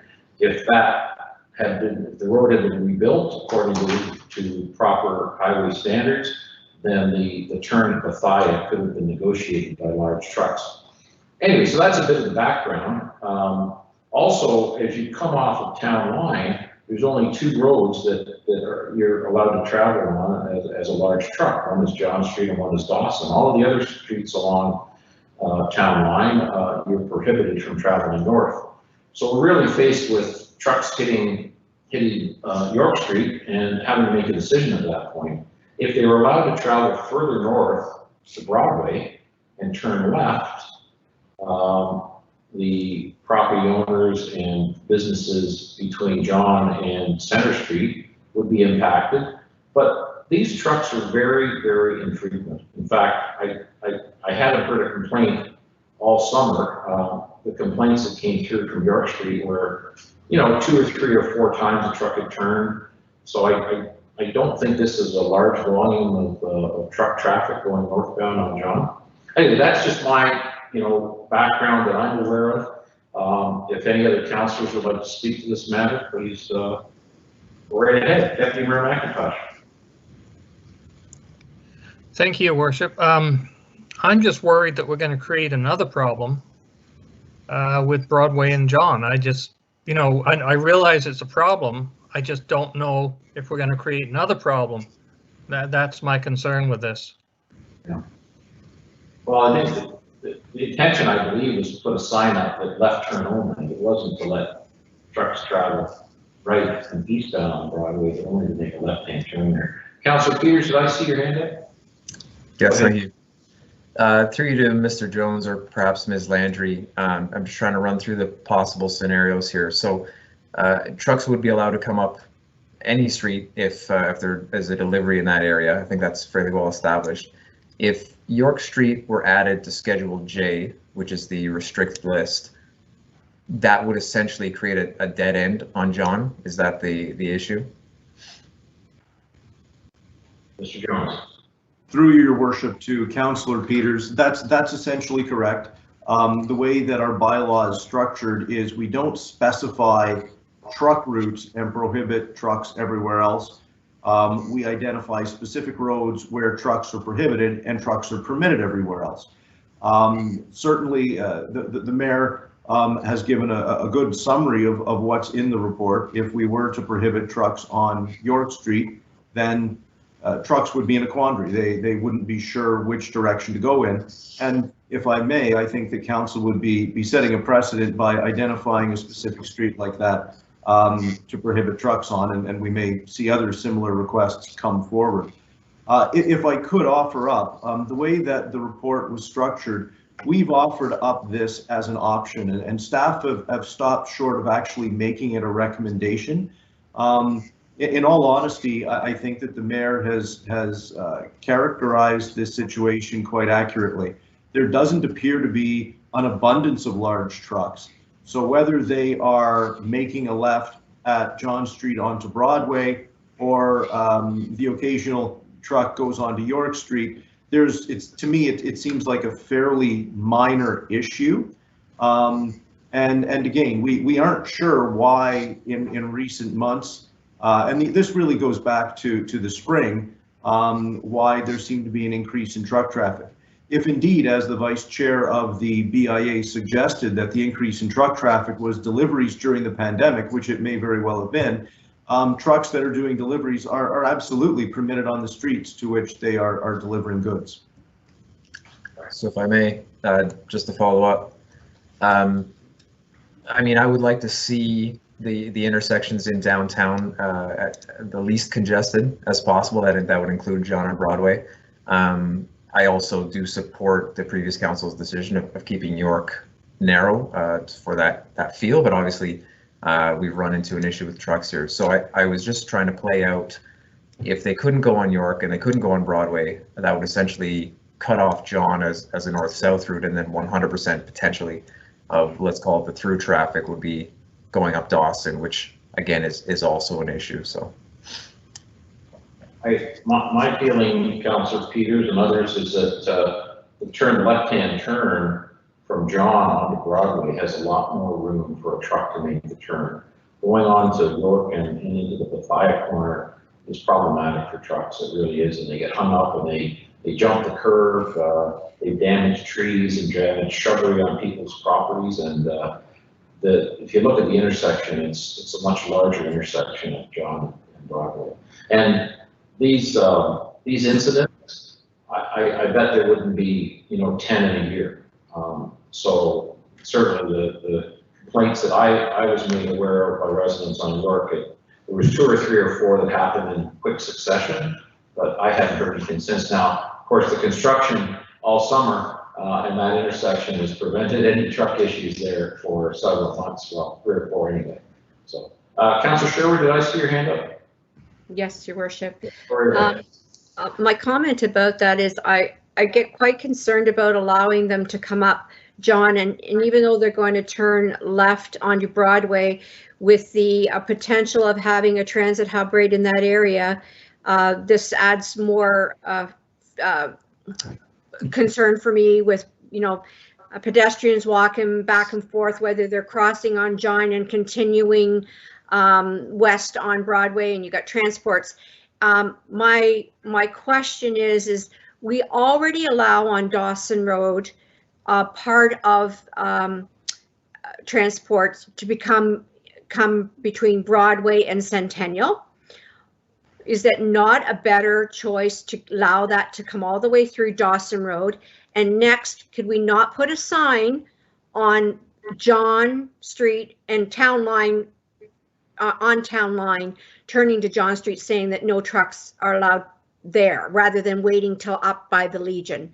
So I guess I'm trying to echo a bit of the concerns of the BIA, because I'm also on the BIA board member, but echoing general concerns as I worry about with that transit hub also being there, and that being a very busy street. And we've got data about statistics of motor vehicle accidents, not including any pedestrian accidents.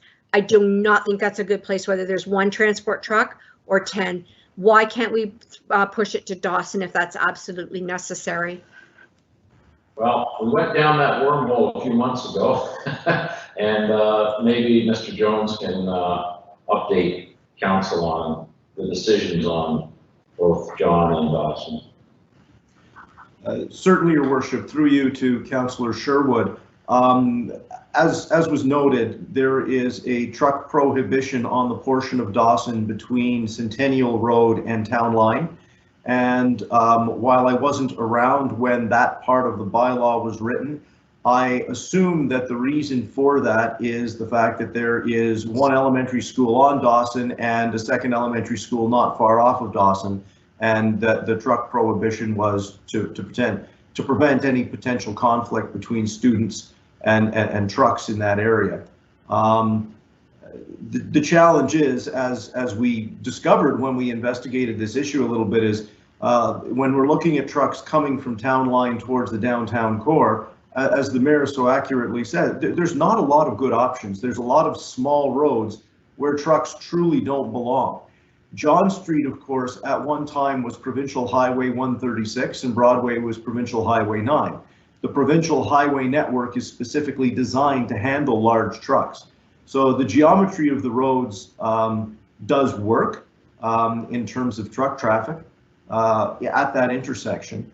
But again, I agree with the mayor. I don't think we're talking about a large number of trucks. Certainly, if trucks are not going to a destination in Orangeville, there are ample routes to take the trucks around town and not have to drive through the middle of town. It certainly, as a truck driver, I can imagine it would be difficult to drive through any of these roads we're discussing. My comment again, just to kind of wrap things up, is that there's 2 options, and I think sending trucks to the John Broadway turn is a better option than down York and into Bethia. Again, that's my own personal opinion. Council will weigh in shortly. So basically, we've got it on the table here, a recommendation that we write a bylaw that directs trucks to carry on from York Street northbound on John to Broadway and be able to turn left only, removing the prohibition that is currently in place on Broadway from John to Center. The other option is to turn this down, in which case status quo will remain. Correct, Mr. Jones?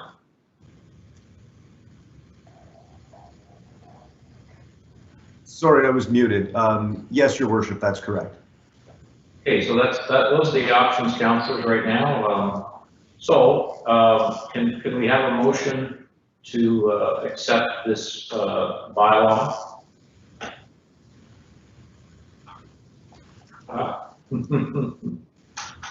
I'll make a motion to accept this bylaw. Does anybody wish to second this? Aha. Okay. All right, I know who I'm directing my phone calls to. Anyway, all right, councillors. So, Mr. Mayor? Yes, go ahead. Sorry, I would second it to get it on the floor. I did have another question, if you didn't mind. Okay, go right ahead. Through you to Mr. Jones. So the prohibition on Broadway, and I guess this just furthers your comment, Mr. Mayor. When they take York west from John, strictly speaking, they would have to get down to Hillside and across before getting up to Broadway if they were following all the rules. Is that correct?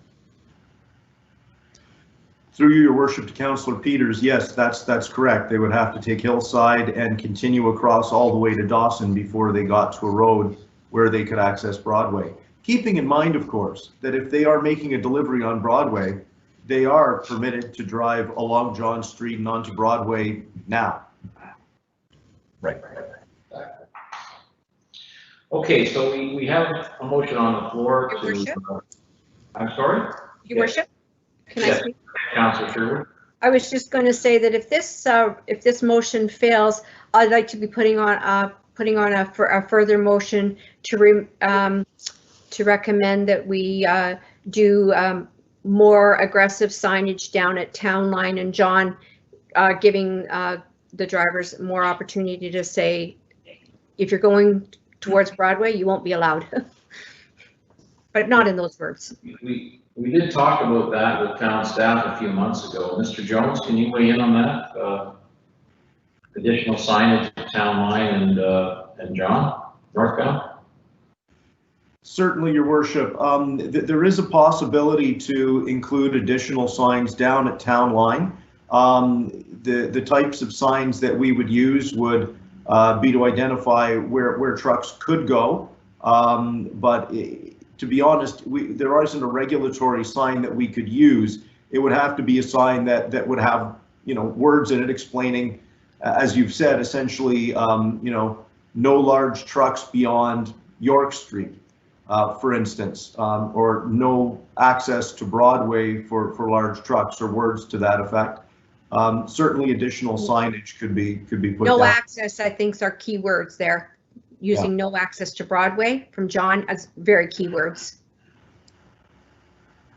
But trucks delivering to Broadway are allowed to go there, Councillor Sherwood. Right? So it's correct.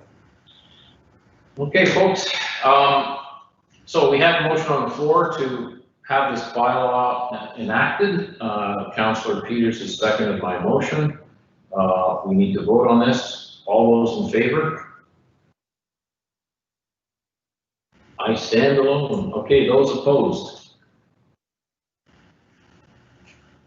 Okay, so I stand alone. It looks like in favor. There's 6 opposition. So this is defeated.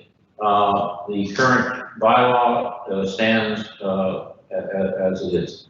Now, Councillor Sherwood, I don't know the protocol here, whether this should be referred back to staff to prepare a sign design maybe and come back. What are your thoughts, Councillor Sherwood? Well, I guess as you mentioned, Your Worship, we can't really say there's no access to Broadway. If they're making a delivery, we're bound in our bylaw itself to allow them to come there. So I Mr. Jones, we can't have it both ways, right? We can't put a sign saying no access, but yet we're allowing access, right? We can't have it both ways. So perhaps I can't put forward a motion. Right. I believe you are correct, Councillor Sherwood. Mr. Jones, you can confirm that? Essentially, you're correct, Councillor Sherwood. There really isn't a regulatory sign that would work down at that location. But again, I don't think we're talking about a large number of trucks, and in all likelihood, those that are coming this way are making deliveries in the downtown, in which case they do have access to Broadway. Okay, Councillor Peters. Thank you, Mr. Mayor. Given the geometry of York Street, I think it might be appropriate to add it to Schedule J, because regardless of what routes trucks end up taking, that would seem to be one of the least desirable to have truck traffic on, and maybe we should be calling it out specifically in that bylaw. I wonder if Mr. Jones could comment on that, and without it being completely shot down, I would make that motion. Mr. Jones. Your Worship, to Councillor Peters, I do think that we start running into the problem of having trucks coming down there and finding nowhere to go. You know, I think that what we would likely do is move signage back, and then we would be forcing it onto trucks onto Little York Street, which, while we are just completing the reconstruction of Little York Street again, it also isn't a terribly wide street. There's a lot of streets in that part of town that are in the same boat, as it were. So while we could add York Street, there's probably a lot of other candidates as well for roads in that part of town where it would be a challenge. We wouldn't want to force them off necessarily onto Little York Street, but Church Street isn't a good option either, which is the next option back. Right. Yeah, the two highways would have been a good option there, but council is full, so. Okay, folks, let's move on. Oh, town council, we need to vote on receiving that particular report. Can I have a motion to receive the report? Councillor Peters, seconded by Councillor Taylor. All in favor? Okay, next item is 12.7. This is a water conservation plan. Recommendation that report IS END 2020-012 water conservation plan be received and the Orangeville water conservation plan be adopted. That was a pretty comprehensive report. I don't know how many of you read it. I did get through it this afternoon. Very interesting. I'm struggling a little bit with some of the costs that were shown in there. Again, only in light of where we are right now with the pandemic and other uncertainties in our economy. There's several millions of dollars that were earmarked to be spent there. So, councillors, does anybody wish to speak to that? Councillor Peters, I know this is your game here, my friend, so educate us.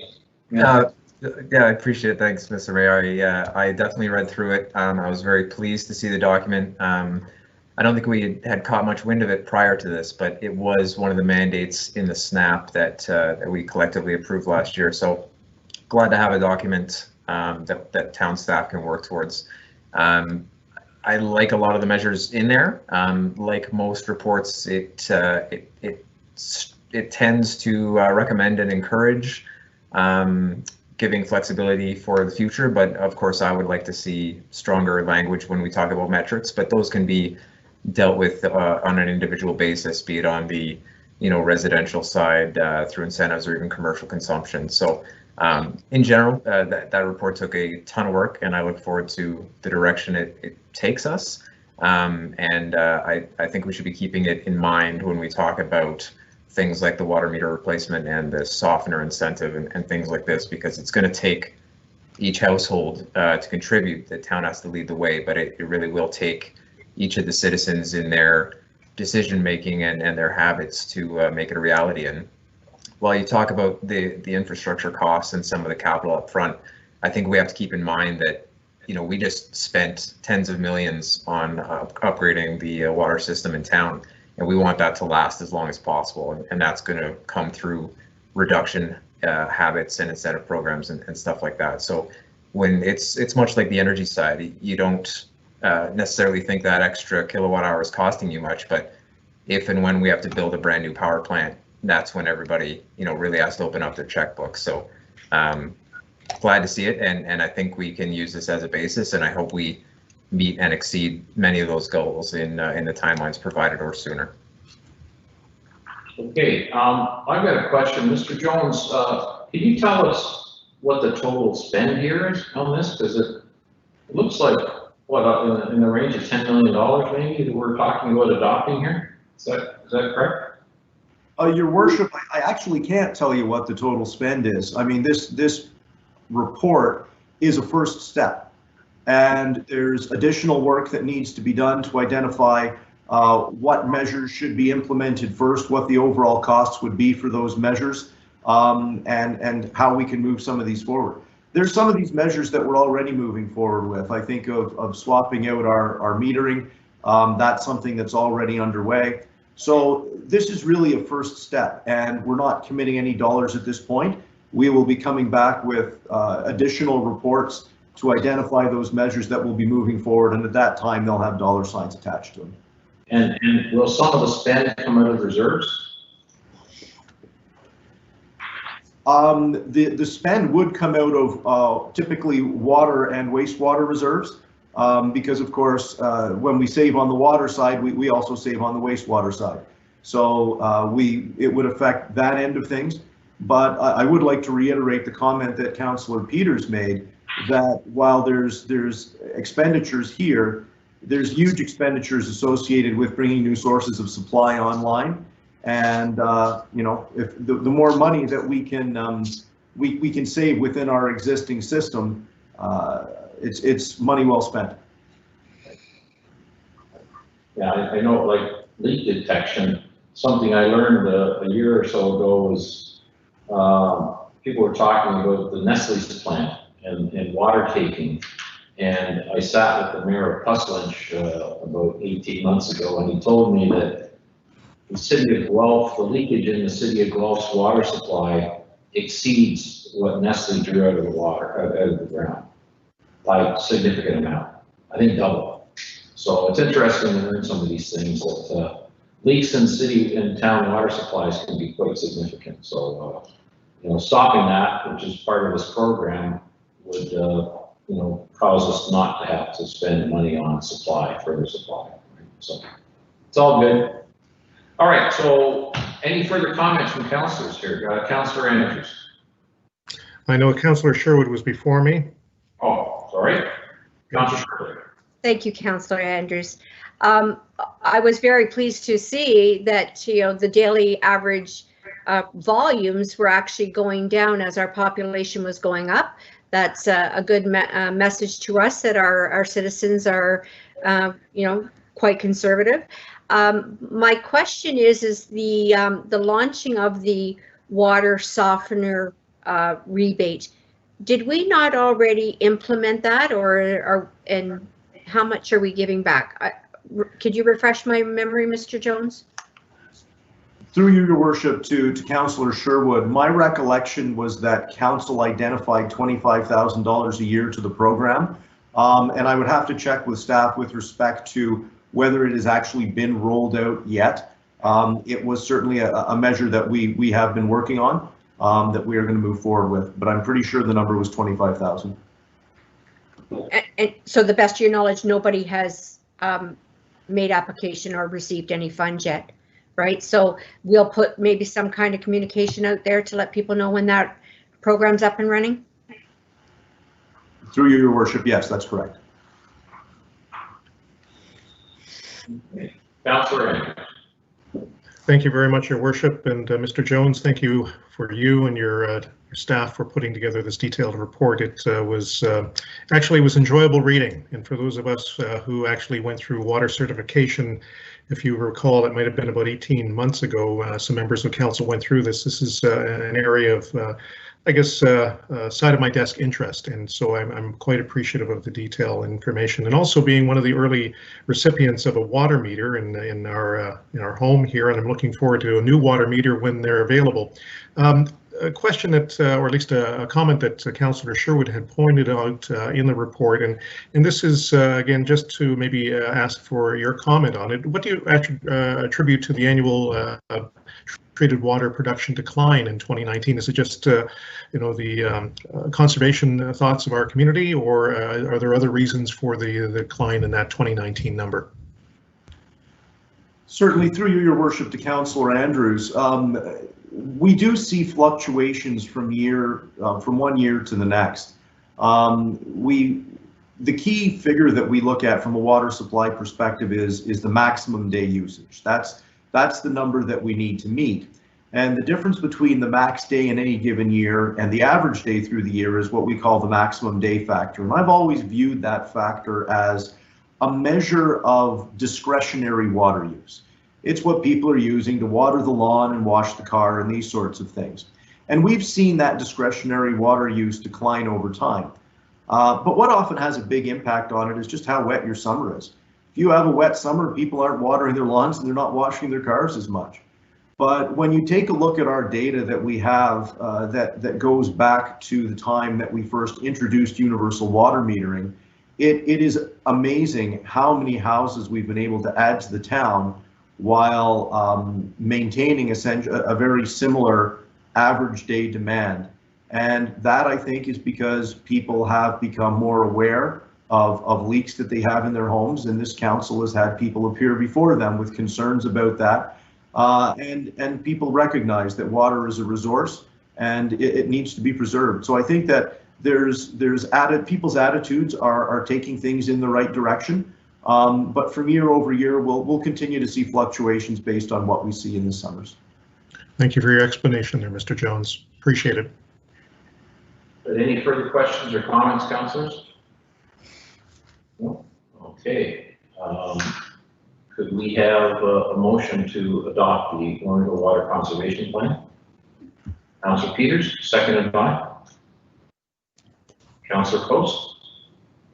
Any further comments? All in favor? Yes. Yes. That's passed unanimously. Thank you. All right, moving on to 12.8. It's an update on uncommitted reserve capacity of the Water Pollution Control Plan. And the recommendation is that report IS-ENV 2020-013, uncommitted reserve capacity of the Water Pollution Control Plan, be received. May I have a motion to receive this report? Deputy Mayor McIntosh, second by Councillor Taylor. Any further comment, councillors?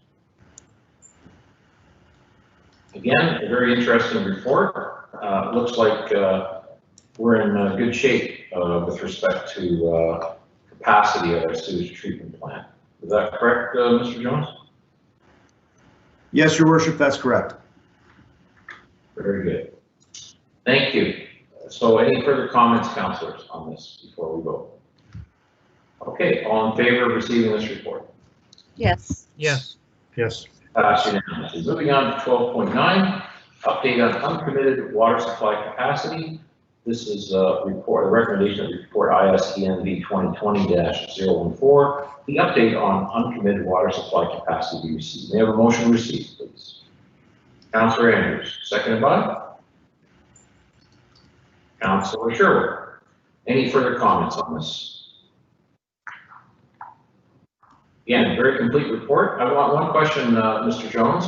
I don't think I saw anywhere in here about Pullen Well. So Pullen Well is over and above this, correct? Yes, Your Worship. The Pullen Well is not included in our current water supply. It is, of course, we are moving towards that. We're working on the class environmental assessment that is required before the well is connected to our system. In the next several weeks, we're going to be holding a virtual public information center to inform the public about the project as well as to get any public comments there may be. We expect to wrap up the environmental assessment early in 2021, and then the next step is to start working towards having the ministry issue us a permit to take water for that well at a particular taking, at a particular rate. That's going to require probably some additional technical work and some negotiations and discussions between town staff, our consultant, and the ministry. Once that permit to take water is issued, then we do the design work to connect the well to a treatment system, and we have water going into our system. I would expect that we're looking at probably in the order of 2 years before the Pullen well is contributing water to the town system. One more question. I believe in the course of our discussions of the Pullen well, you or somebody else had said that once we start drawing water at significant volume, that it could affect the volume in other wells. Is that correct? That is correct, Your Worship. That was one of the conclusions of the long-term servicing strategy that was completed in 2004, that the Pullen well, our well 12 and our well, are the two 8 wells that we have, are all what a hydrogeologist referred to us who are non-hydrogeologists as 3 straws in the same glass, as it were. Part of the testing that we've done and part of the work our consultant has done is trying to fine-tune that and determine whether indeed we have to decrease the taking from those other wells when the Pullen well is running, or whether we can have a sort of a permit that views the 3 wells as one, and we would have sort of a maximum taking from the 3 at any one time. This is all part of the work that's yet to be done. And of course, what we're trying to do is we're trying to achieve as much supply, as much new supply from the Pullen well as we can get without reducing capacity at our existing wells. Right. Do you have any idea of what, on a percentage basis, might be the increase by adding the Pullen well? You got any estimate? Yes, and I'm going to, I'll put it out there without prejudice, as it were, because this is preliminary numbers, but it may increase our supply capacity in the order of 15 to 20%. Very good. That's quite healthy. Thank you. Okay, councillors, are any other questions of Mr. Jones here about this report? Okay, I forget, did I ask, I believe I asked already for a motion to receive this. You did. So we just need to vote on this. All in favor of receiving the report? Yes. Yes. Yes. Unanimously. Okay, I'm wondering if we could take a 5-minute break at this moment, folks, before we get into item 13. We can come back at 9:21. That'll be great. Thank you.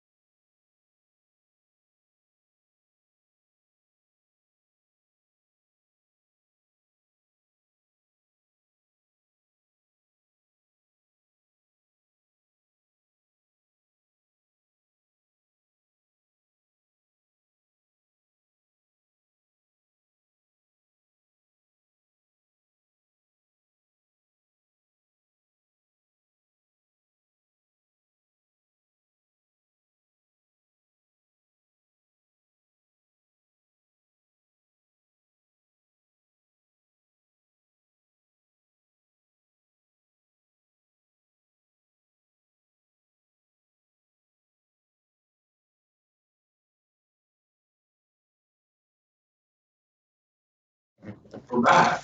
So let's carry on with our agenda, folks. We have some correspondence.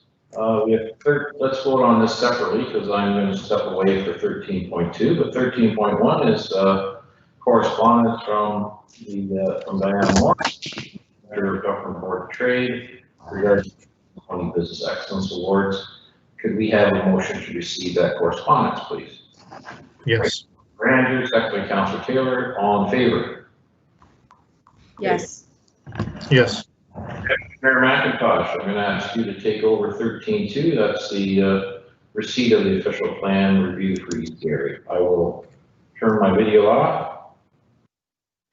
Thank you, Worship. 13.2, Township of East Carriffrax official plan. Do we have a mover and a seconder to accept this? Councillor Post, yes. Councillor Andrews, all in favor?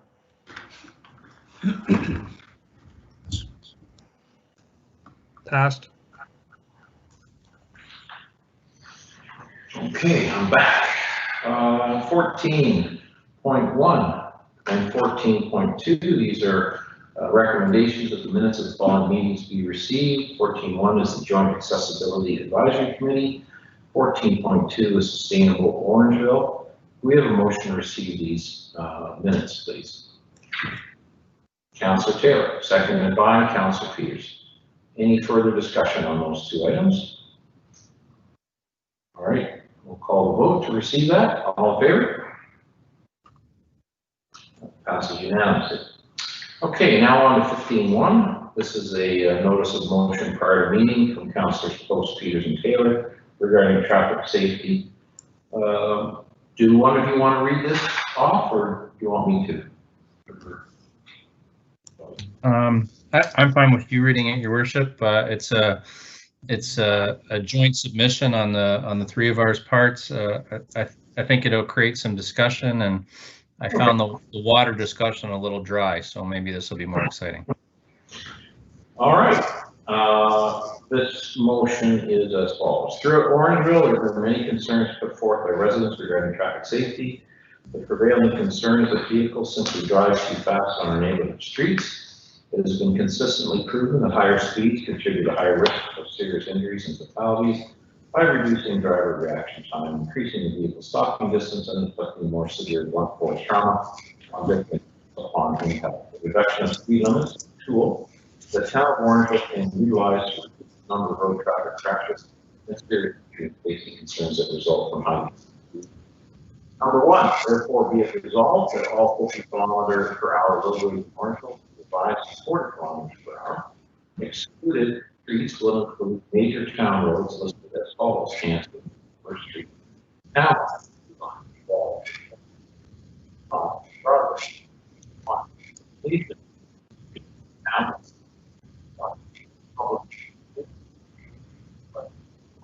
Mr. Mayor, I'm struggling to hear you. I'm not sure if your sound is lost there.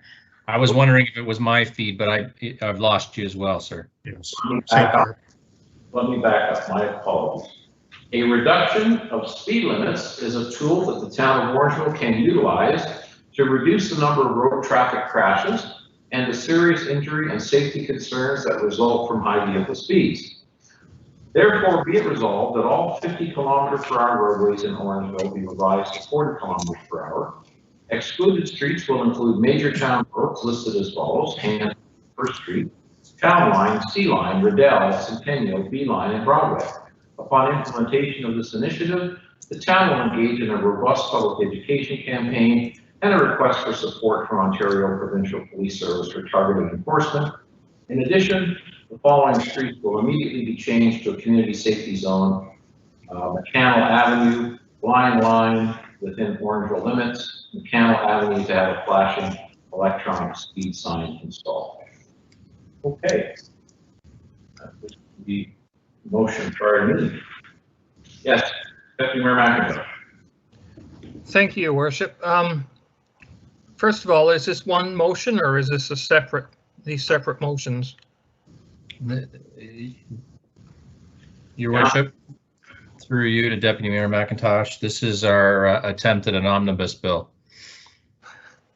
Okay. the issue I have with the speed limits, I do support reducing the speed limits. I just don't know if it's up to council to decide what streets are needed. I know we had asked Public Works to do a study for us and report back to us. So I just wondered where that was at, because again, I don't know if, you know, I think we should take Public Works advice as to what streets we need to lower the speed limits. And again, I'm not against it. I think it's a great idea. And I certainly support item 2 and 3 on the report. I just have a problem with the first item with the overall speed. Mr. Jones, can you give us a report on where you're at with that all-encompassing review of traffic safety and traffic calming that we asked you for? Through your worship to Deputy Mayor McIntosh, yes, back earlier this year, we did bring forward a report to council on traffic calming, and council did direct staff to proceed with hiring a consultant to develop a traffic calming policy.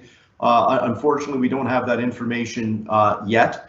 However, these are the sorts of things that would be included as recommendations in a traffic calming policy.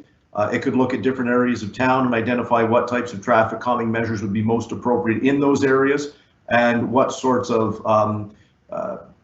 traffic calming measures might be appropriate to put in place on a town-wide basis. Very good. Councillor Taylor. Your worship, thank you. I would just like to offer council a little bit of background on this. 3 councillors did get together and discussed issues that were of concerns to them. And why it was 3 councillors is if we have any more than 3 councillors, it becomes a quorum and it's a council meeting. So to the 4 that weren't invited, that was it. It was not meant as a slight in any sort of way. The 3 councillors that are listed here also scheduled meetings with Public Works. So Mr. Jones joined us and supplied his thoughts and mentorship on how this could potentially go down. And I think it would be best if he provided his perspective on the overarching piece of this and how he feels about the bill. I recognize that it may not go through today as it sits here, but the idea was to start a conversation and potentially recognize some of the issues that we have in town. So at your permission, your worship, I'd love it if you would allow Mr. Jones to offer his perspective. Yeah. Thank you, your worship. With respect to the part of the notice of motion about lowering the speed limits throughout the town, one of the things that we learned when we were doing some research into traffic calming was that the Transportation Association of Canada issued traffic calming, a guide to traffic calming back in 2018. And they did that in part because many municipalities were facing the same sorts of challenges that Orangeville is, and were looking to implement traffic calming. And it was interesting to read that part of the reason that they had to do this was because they turned to engineering solutions such as additional all-way stops and reduced speed limits, which are traditionally things that people request when they want to see traffic calming. And what has been found is that those sorts of measures are not as effective as we would like them to be. And in fact, often they're not very effective at all. And this is because they rely quite heavily on enforcement. And if I could, I would use Spencer Avenue as an example. Last year, some residents came forward and council reduced the speed limit on Spencer to 40. Several months later, they were back and asking for all-way stops because the reduced speed limit didn't seem to solve the problem. And from the research that we've done, it appears that there's other measures of traffic calming that can be more appropriate that perhaps don't rely as heavily on enforcement. And the flashing speed radar sign that's been suggested here would be one such measure. And I'm talking more as a driver now than as an engineer. I know if I drive past one of those things, you pay attention and you typically slow down. I think that they're quite an effective measure of traffic calming. With respect to the community safety zones, my only concern about community safety zones is that their overuse diminishes their effectiveness. So I think that as a municipality, it's important to be judicious in where we select to put in community safety zones and not put in too many, because when there's too many, I think people start to ignore them. Councillor Andrews, and then Councillor Sherwood, and then Councillor Peters, and then Councillor Post. All right. Well, thank you very much, Your Worship, and I would like to thank the three councillors who've put forth this motion. It would have been interesting to be a part of the dialogue and respect the process and protocol that we have to follow.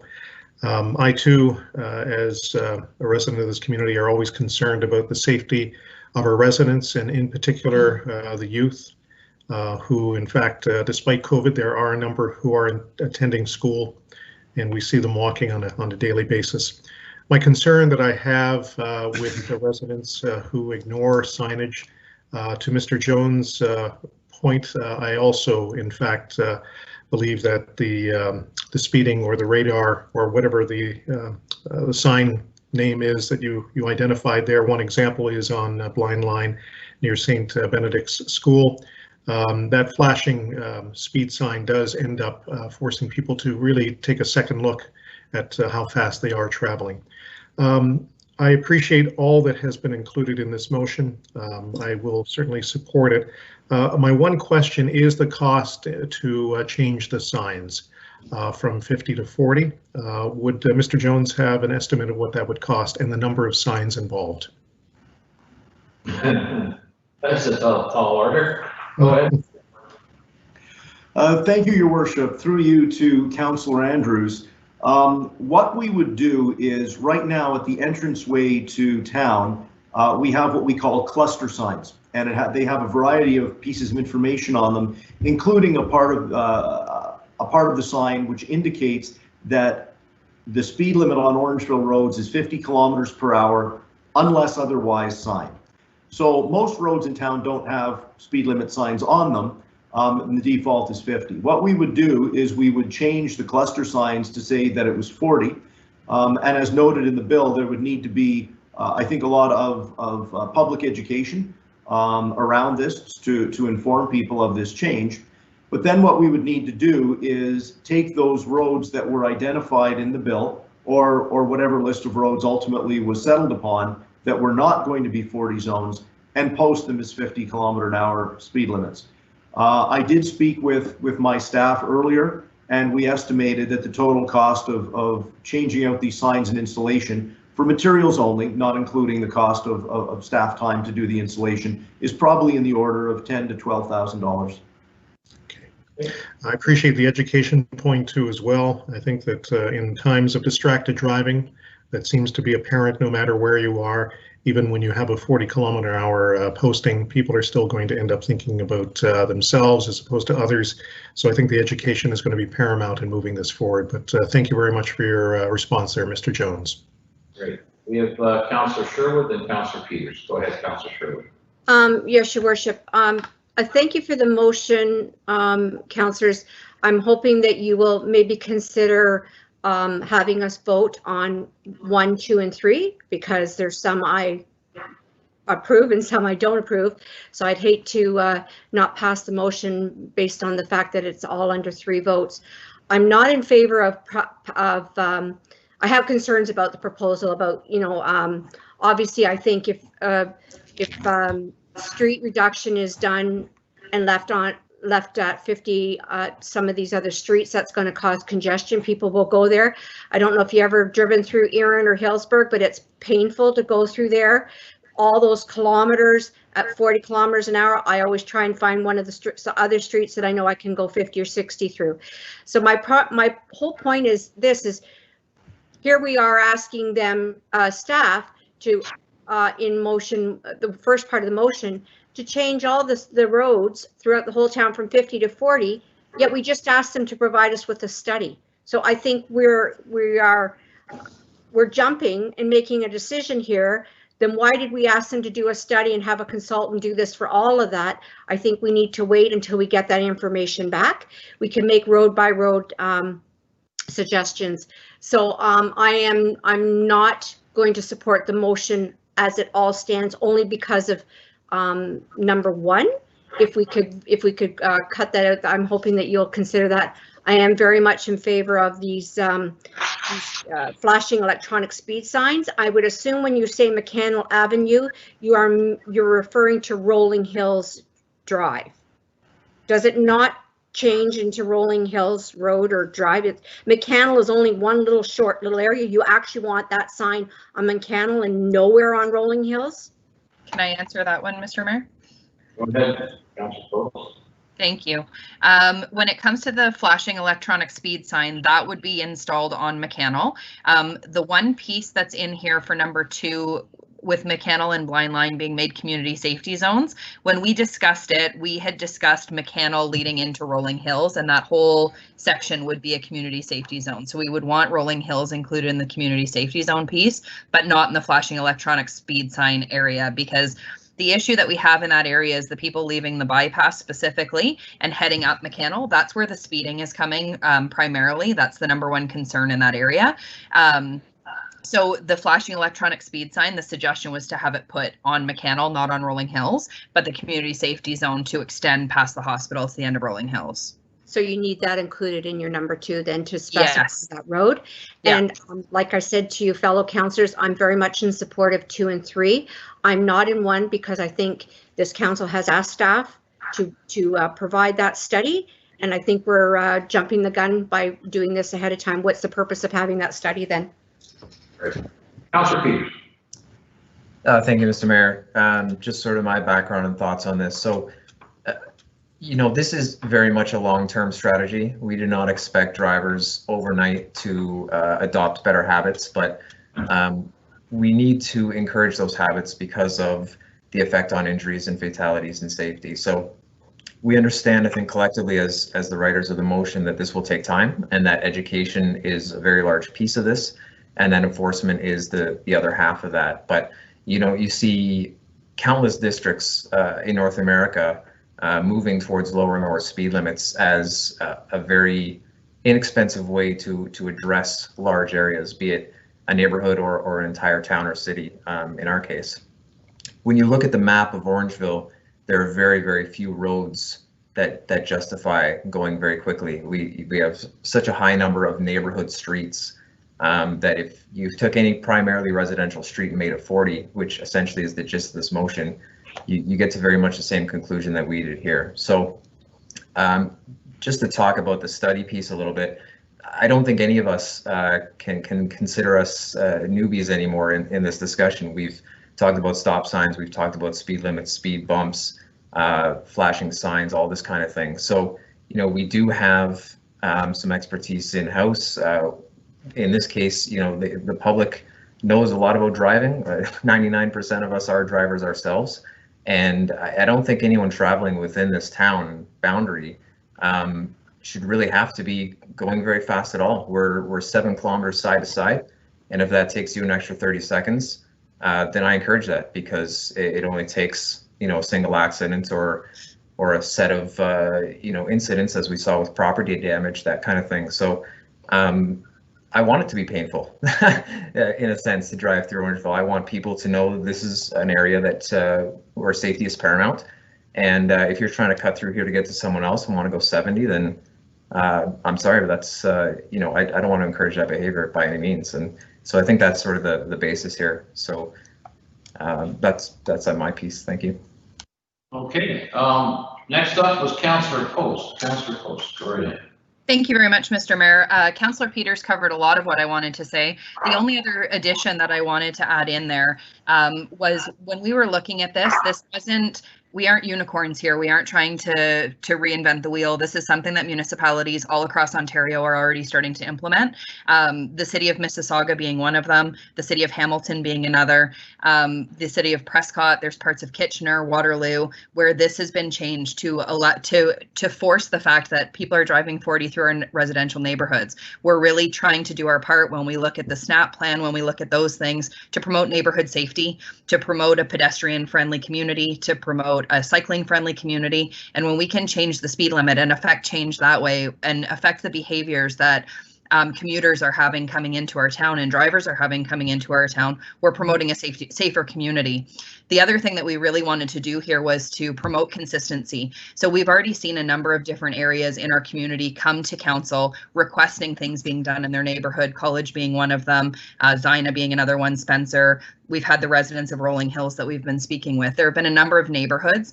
And what we don't want to do is do a piecemeal solution where it's inconsistent in the community. It's inconsistent for drivers. They never know what the speed limit is in residential areas. This would be a sweeping area where they know if they're in a residential area, it's a 40. There's no question. When they see a 50 sign, that's when they can drive 50. Other than that, they're going to be driving 40 through our community. And I think what we're doing here is promoting a safer community and promoting a more pedestrian and cycling friendly community. Overall, I think it's just a better choice for our community, and that's why we went ahead and put this motion together. I'm glad to hear that people are supportive of 2 and 3. The residents of Rolling Hills will be really happy to hear that as well. So I think that the 40 is a piece that needs to belong with that. If we do need to separate it out, I don't know about my fellow councillors, but I'm happy to do that to ensure that number 2 and number 3 go through. But I'm really hoping we can get all 3 of these areas approved today and ensure that we're moving forward into a safer community. One last piece that I wanted to add is the timing of this is key. With our OPP coming into being our new police service as of October 1st, implementing a change like this at the time of that change is appropriate as well. We're starting the OPP off understanding what our safety rules are in the community, and enforcement will then hopefully be easier. Thank you, Mr. Mayor, for the time, and if anybody has any questions, I'm happy to answer them. Councillor Sherwood and Deputy Mayor McIntosh. Go ahead, Councillor Sherwood. Yes, Your Worship. Again, I would like to go back and see if you could actually vote out on the 3, 1, 2, and 3. Again, I don't want to turn my vote down based on one section. I'm going to reiterate back number 1. We know that during this OPS transition, our OPS officers have not been doing as much speeding enforcing. The revenues coming in have definitely assured that they have not been doing speeding. A lot had to do with the fact that our full-time speeding enforcer officer was deployed to do other type of policing. So if we talk about the last year, people getting away with speeding, I think they have since last December. That's been very evident that they haven't been full force doing that. So I was hoping that, number 1, we wait for the study like we asked staff to do, get the professionals, because we as councillors are not traffic engineers. So let's get the professionals to answer. And number 2, let's give our OPP a chance to get out there and enforce. Thank you. Deputy Mayor McIntosh. Thank you, Worship. My question is for Mr. Jones. I hate to put you on the spot. You've read the report.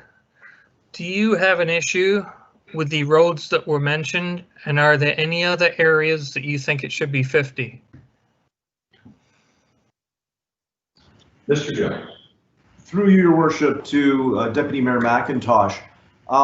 When I did have a conversation with Councillors Peters, Post, and Taylor, we did talk about looking at our official plan and looking at those roads that are identified as collector roads in the official plan, and ensuring that those roads were kept at a 50-kilometer-an-hour zone.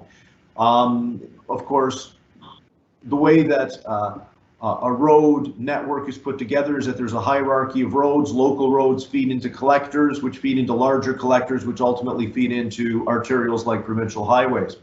What has been identified in the motion is, for the most part, those roads that have been identified as major collectors in our official plan. The one that is missing is Dawson Road. Now, Dawson Road, of course, does have a school on it, so a portion of that is already a 40 zone, and perhaps that was the rationale in keeping it out. We do have a number of minor collector roads, and the only one that I noticed that was included in the list was Centennial Road. But there's other minor collector roads that might be considered, roads such as Montgomery Boulevard, Alder Street, Spencer Avenue, Amelia Street, College Avenue, to name but a few. So there are several other roads that we might want to consider. on a case-by-case basis. If we were going to be moving ahead with a town-wide 40 zone, it may be worth spending a little additional time to make sure that we got the list of those roads that will remain at 50 in a manner that makes the most sense to council. Very good. Deputy Mayor McIntosh. Just to follow up then, would it be a good idea to table this particular motion until we hear from Public Works and make sure we do it right the first time instead of having to go back? I'm just looking for council's suggestion on that. I think there's two glaring things that are missing here. And one, Councillor Sherwood made the comment about traffic enforcement. It's certainly palpable what's happened here in the past several months. Traffic enforcement has been virtually non-existent, and I think we need to get that restored, and I think we're about to have that restored. And the other thing here, I know some of the councillors that are behind this have had some public engagement, but I think something like this that affects everybody in town, I think there needs to be some public input here, and I don't think at this point we've got enough of that. So I'm more aligned with what Deputy McIntosh is suggesting is let's let town staff and consultants come back with a more a complete holistic approach, including other traffic calming measures than just speed reduction, and look at the whole picture at that time. That's what I would prefer. Hey, go ahead, Councillor Peters.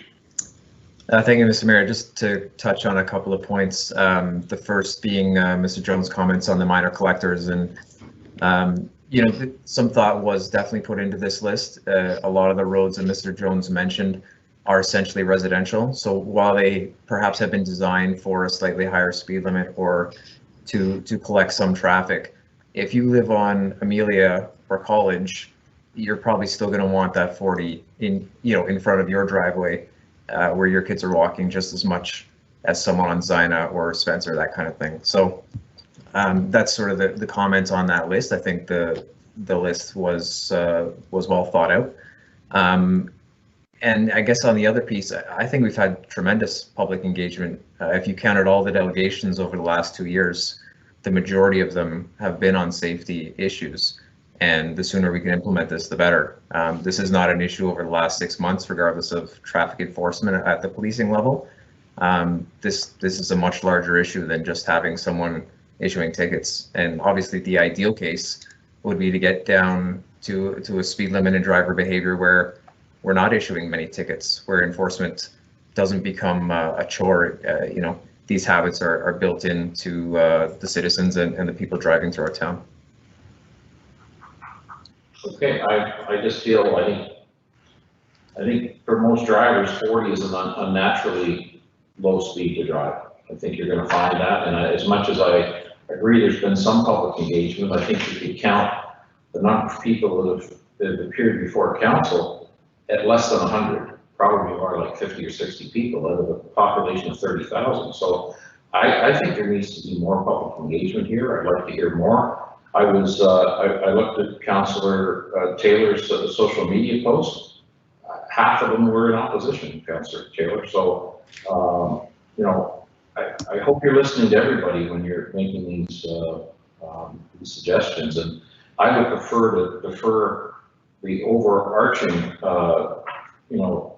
municipal-wide change to a consultant or to town staff, and let's go through it and let's receive all the information and look at all the traffic calming ideas that are out there today. So that's my personal opinion. Councillor Taylor. Thank you, Your Worship. I just would like to offer support to Councillor Peters and the comments that he's made about the additional streets that Mr. Jones gave us. I worry about making exceptions for College, Alder, Spencer, Amelia as an example. I think that, Councillor Peters said the right comments there, that if you're going to go 40, you would go 40 on those streets as well. And I think Mr. Jones makes a good point about Dawson, but at the same time, it's already 40 in a certain portion.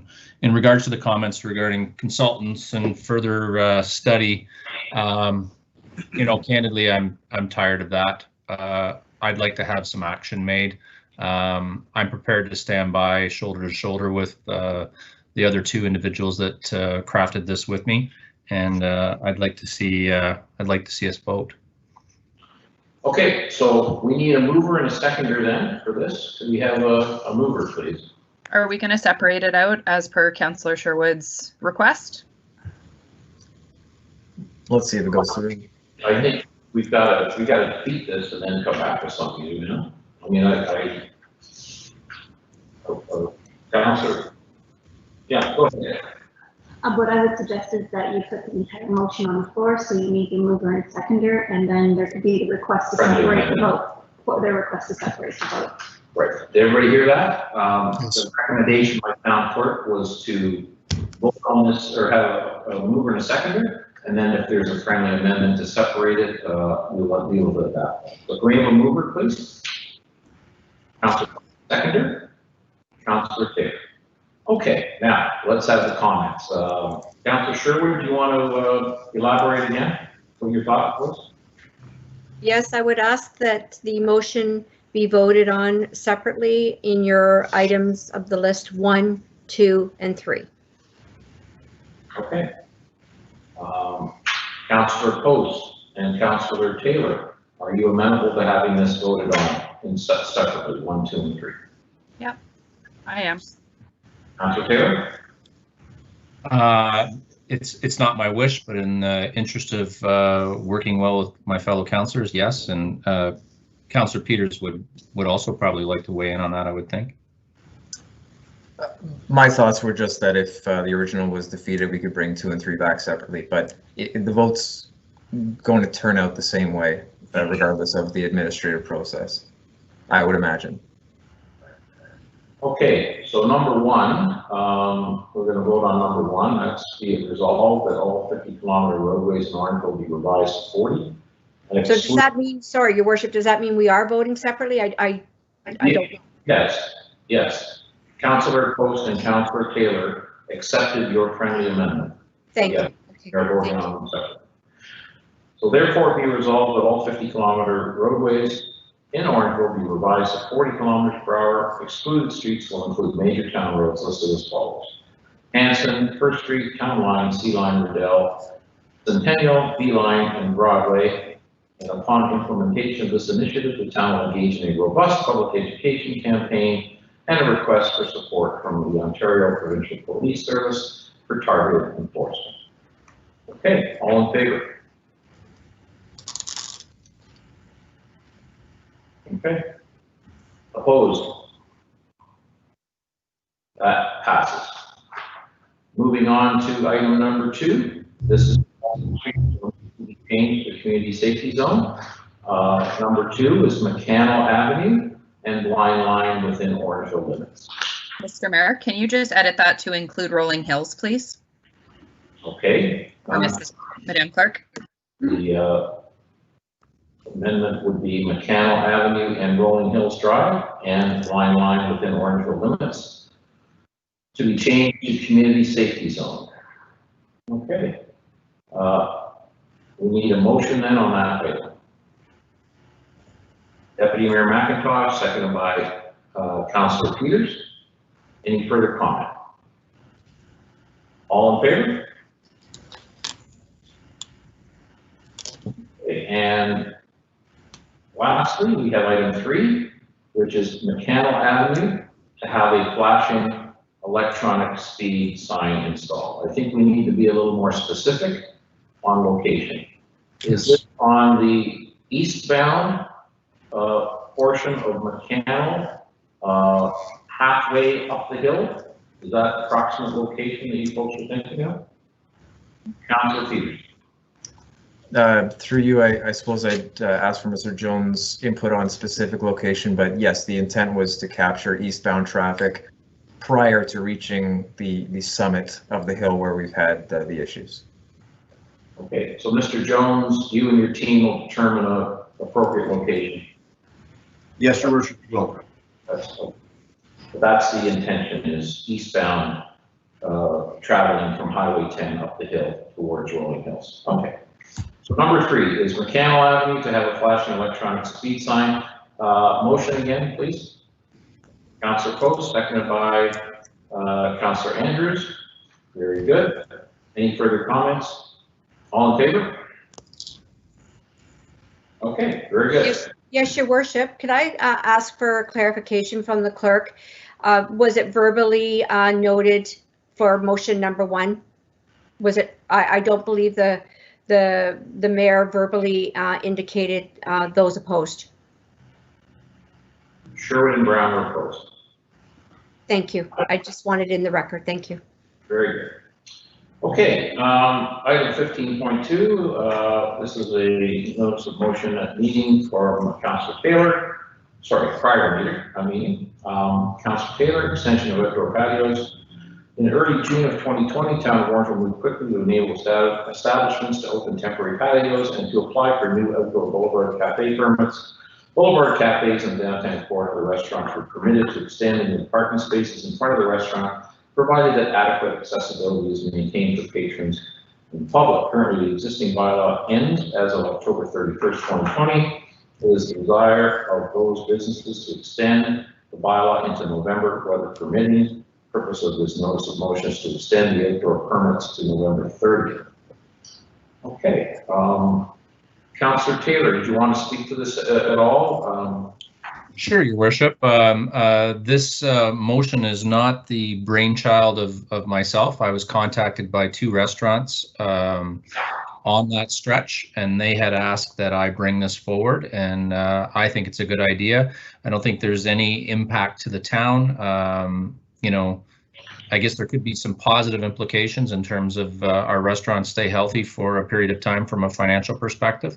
And if the weather is nice, hopefully citizens will be out there and enjoy it. And I fully recognize at some point it's going to be a moot point because sitting out there on the patio is not going to be fun for a lot of us. But I think we should push this as long as we can and try and help those restaurants in this very difficult period that we're all in. I guess the question I have, did any of the restaurants have a canopy or a tent? Or just open? Is that right? I think everyone's open, is in my recollection at this point in time. Okay, well, it's curious. I mean, I think if they want to do that, but it's curious. November on Broadway is not the nicest place to be. So. Councillor Sherwood.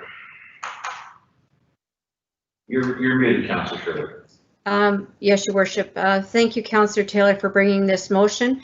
As a council member sitting on the BIA, we had a discussion with this on our last meeting, and it is the wishes of the BIA to ask for an extension. However, I'm wondering if my fellow Councillor Taylor would be open to having the outdoor permit be the extension of the emergency order rather than ending on November 30th. And some restaurants may be able to find some kind of heating source. And if we happen to have a nice day in December, they may want to be able to still put it in December. So I think it was the wishes of the BIA that they were going to ask staff if this could be extended until the emergency relief order has been lifted, which ultimately can take it into further months. So that was my wish, rather than having it end on November 30th and there'd be a lovely day on December 1st. I think we're forgetting that we've got winter maintenance issues and snow removal issues. Actually, that was brought up, Your Worship. Yeah, we do want staff to also address any snow removal and sidewalk removal clearing issues that this may cause. Okay, I'm just trying to figure this out. If patio's out on a parking spot and the plow comes by, who's going to be responsible then for 4 feet of snow on a patio? Mr. Jones, could you weigh in on that? Certainly, Your Worship. When staff were putting together these permits that allowed for the extension of patios out into parking spaces, we did give a thought to winter maintenance, and that was part of the reason why October 31st was selected. Not every year in Orangeville is the same, but I do recall last year on Remembrance Day we had a pretty good snowstorm and a fair bit of snow came down. The challenge, I think, is that most of these patios aren't just a couple of chairs and tables that can easily be taken in and put away. The weather can change quickly, and if there are patios and tables and chairs that are out on Broadway, we're simply not going to be able to bring our sidewalk snow clearing equipment down the road.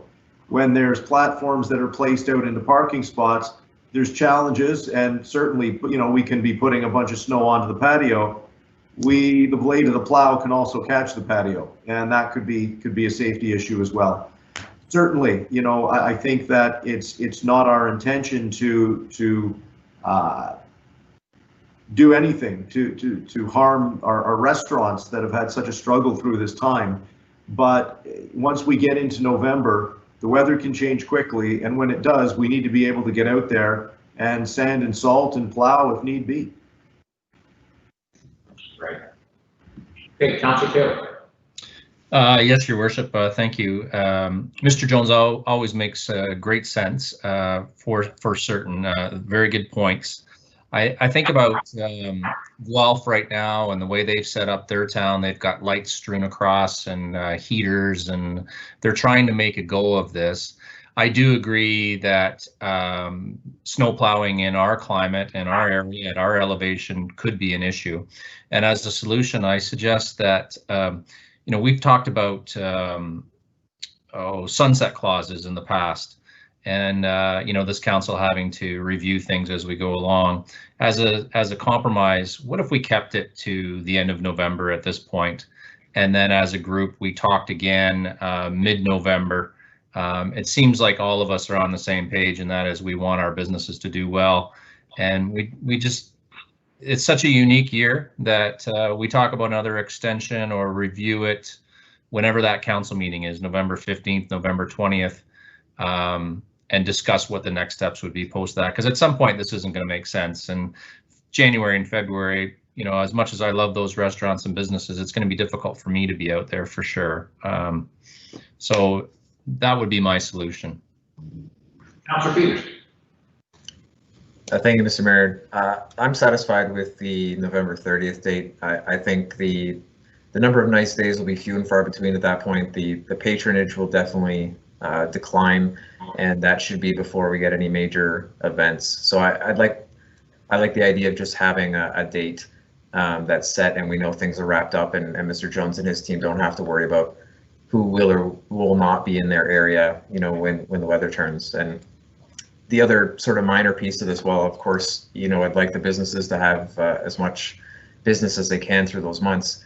I can't say I'm in huge favor of blasting huge heaters all the way throughout the town and erecting tents and, for a few tables here and there. So obviously we have to see what the province does with indoor and outdoor spaces. But again, environmentally, having a patio in the middle of January is not very practical either. Right. Okay.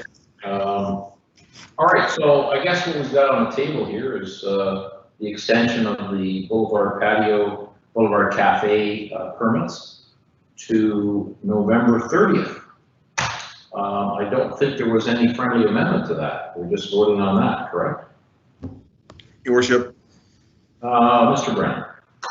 Your Worship, would council be open to the idea that if we were to receive a snowstorm in November, say mid-November, November 11th, that upon direction of staff that the restaurant owners would move the patios or not populate?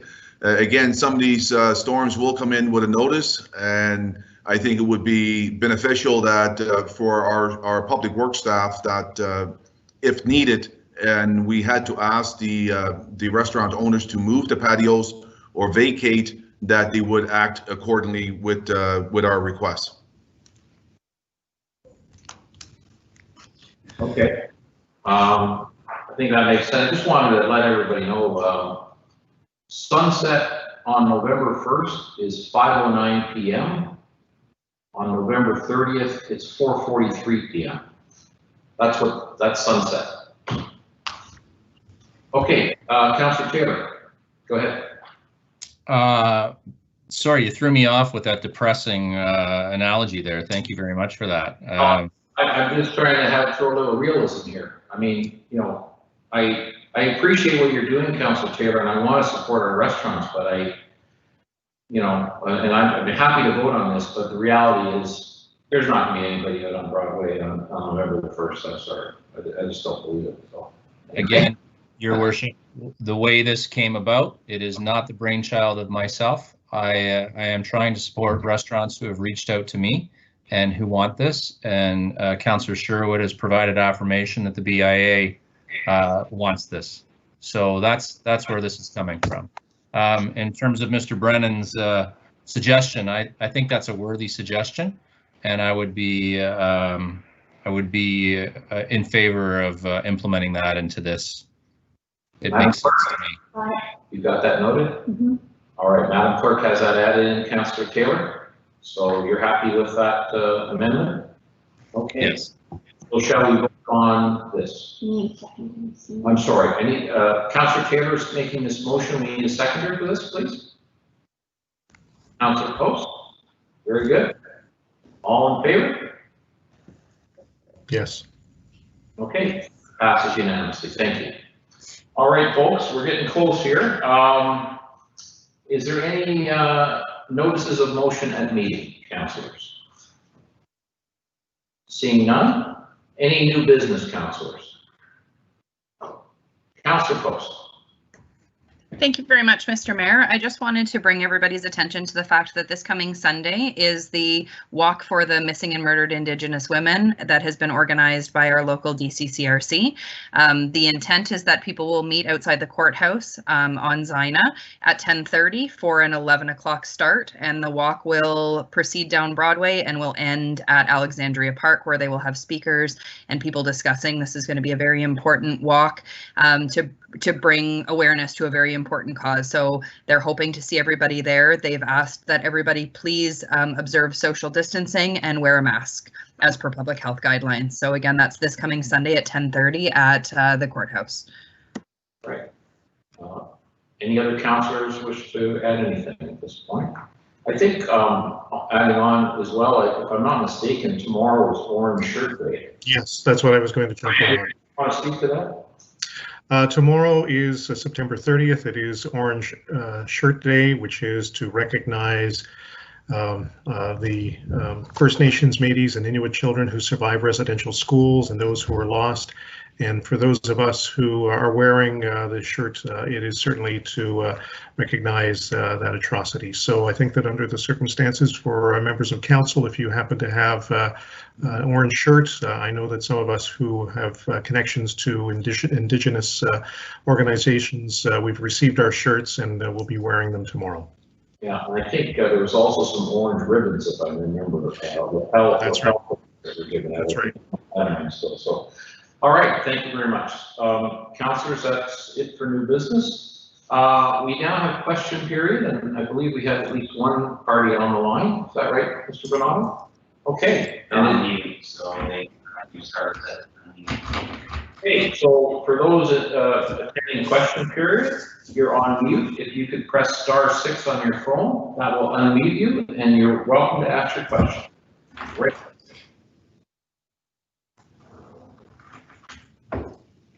Hello, Shirley Ramsey here. Hi, Shirley. Hi.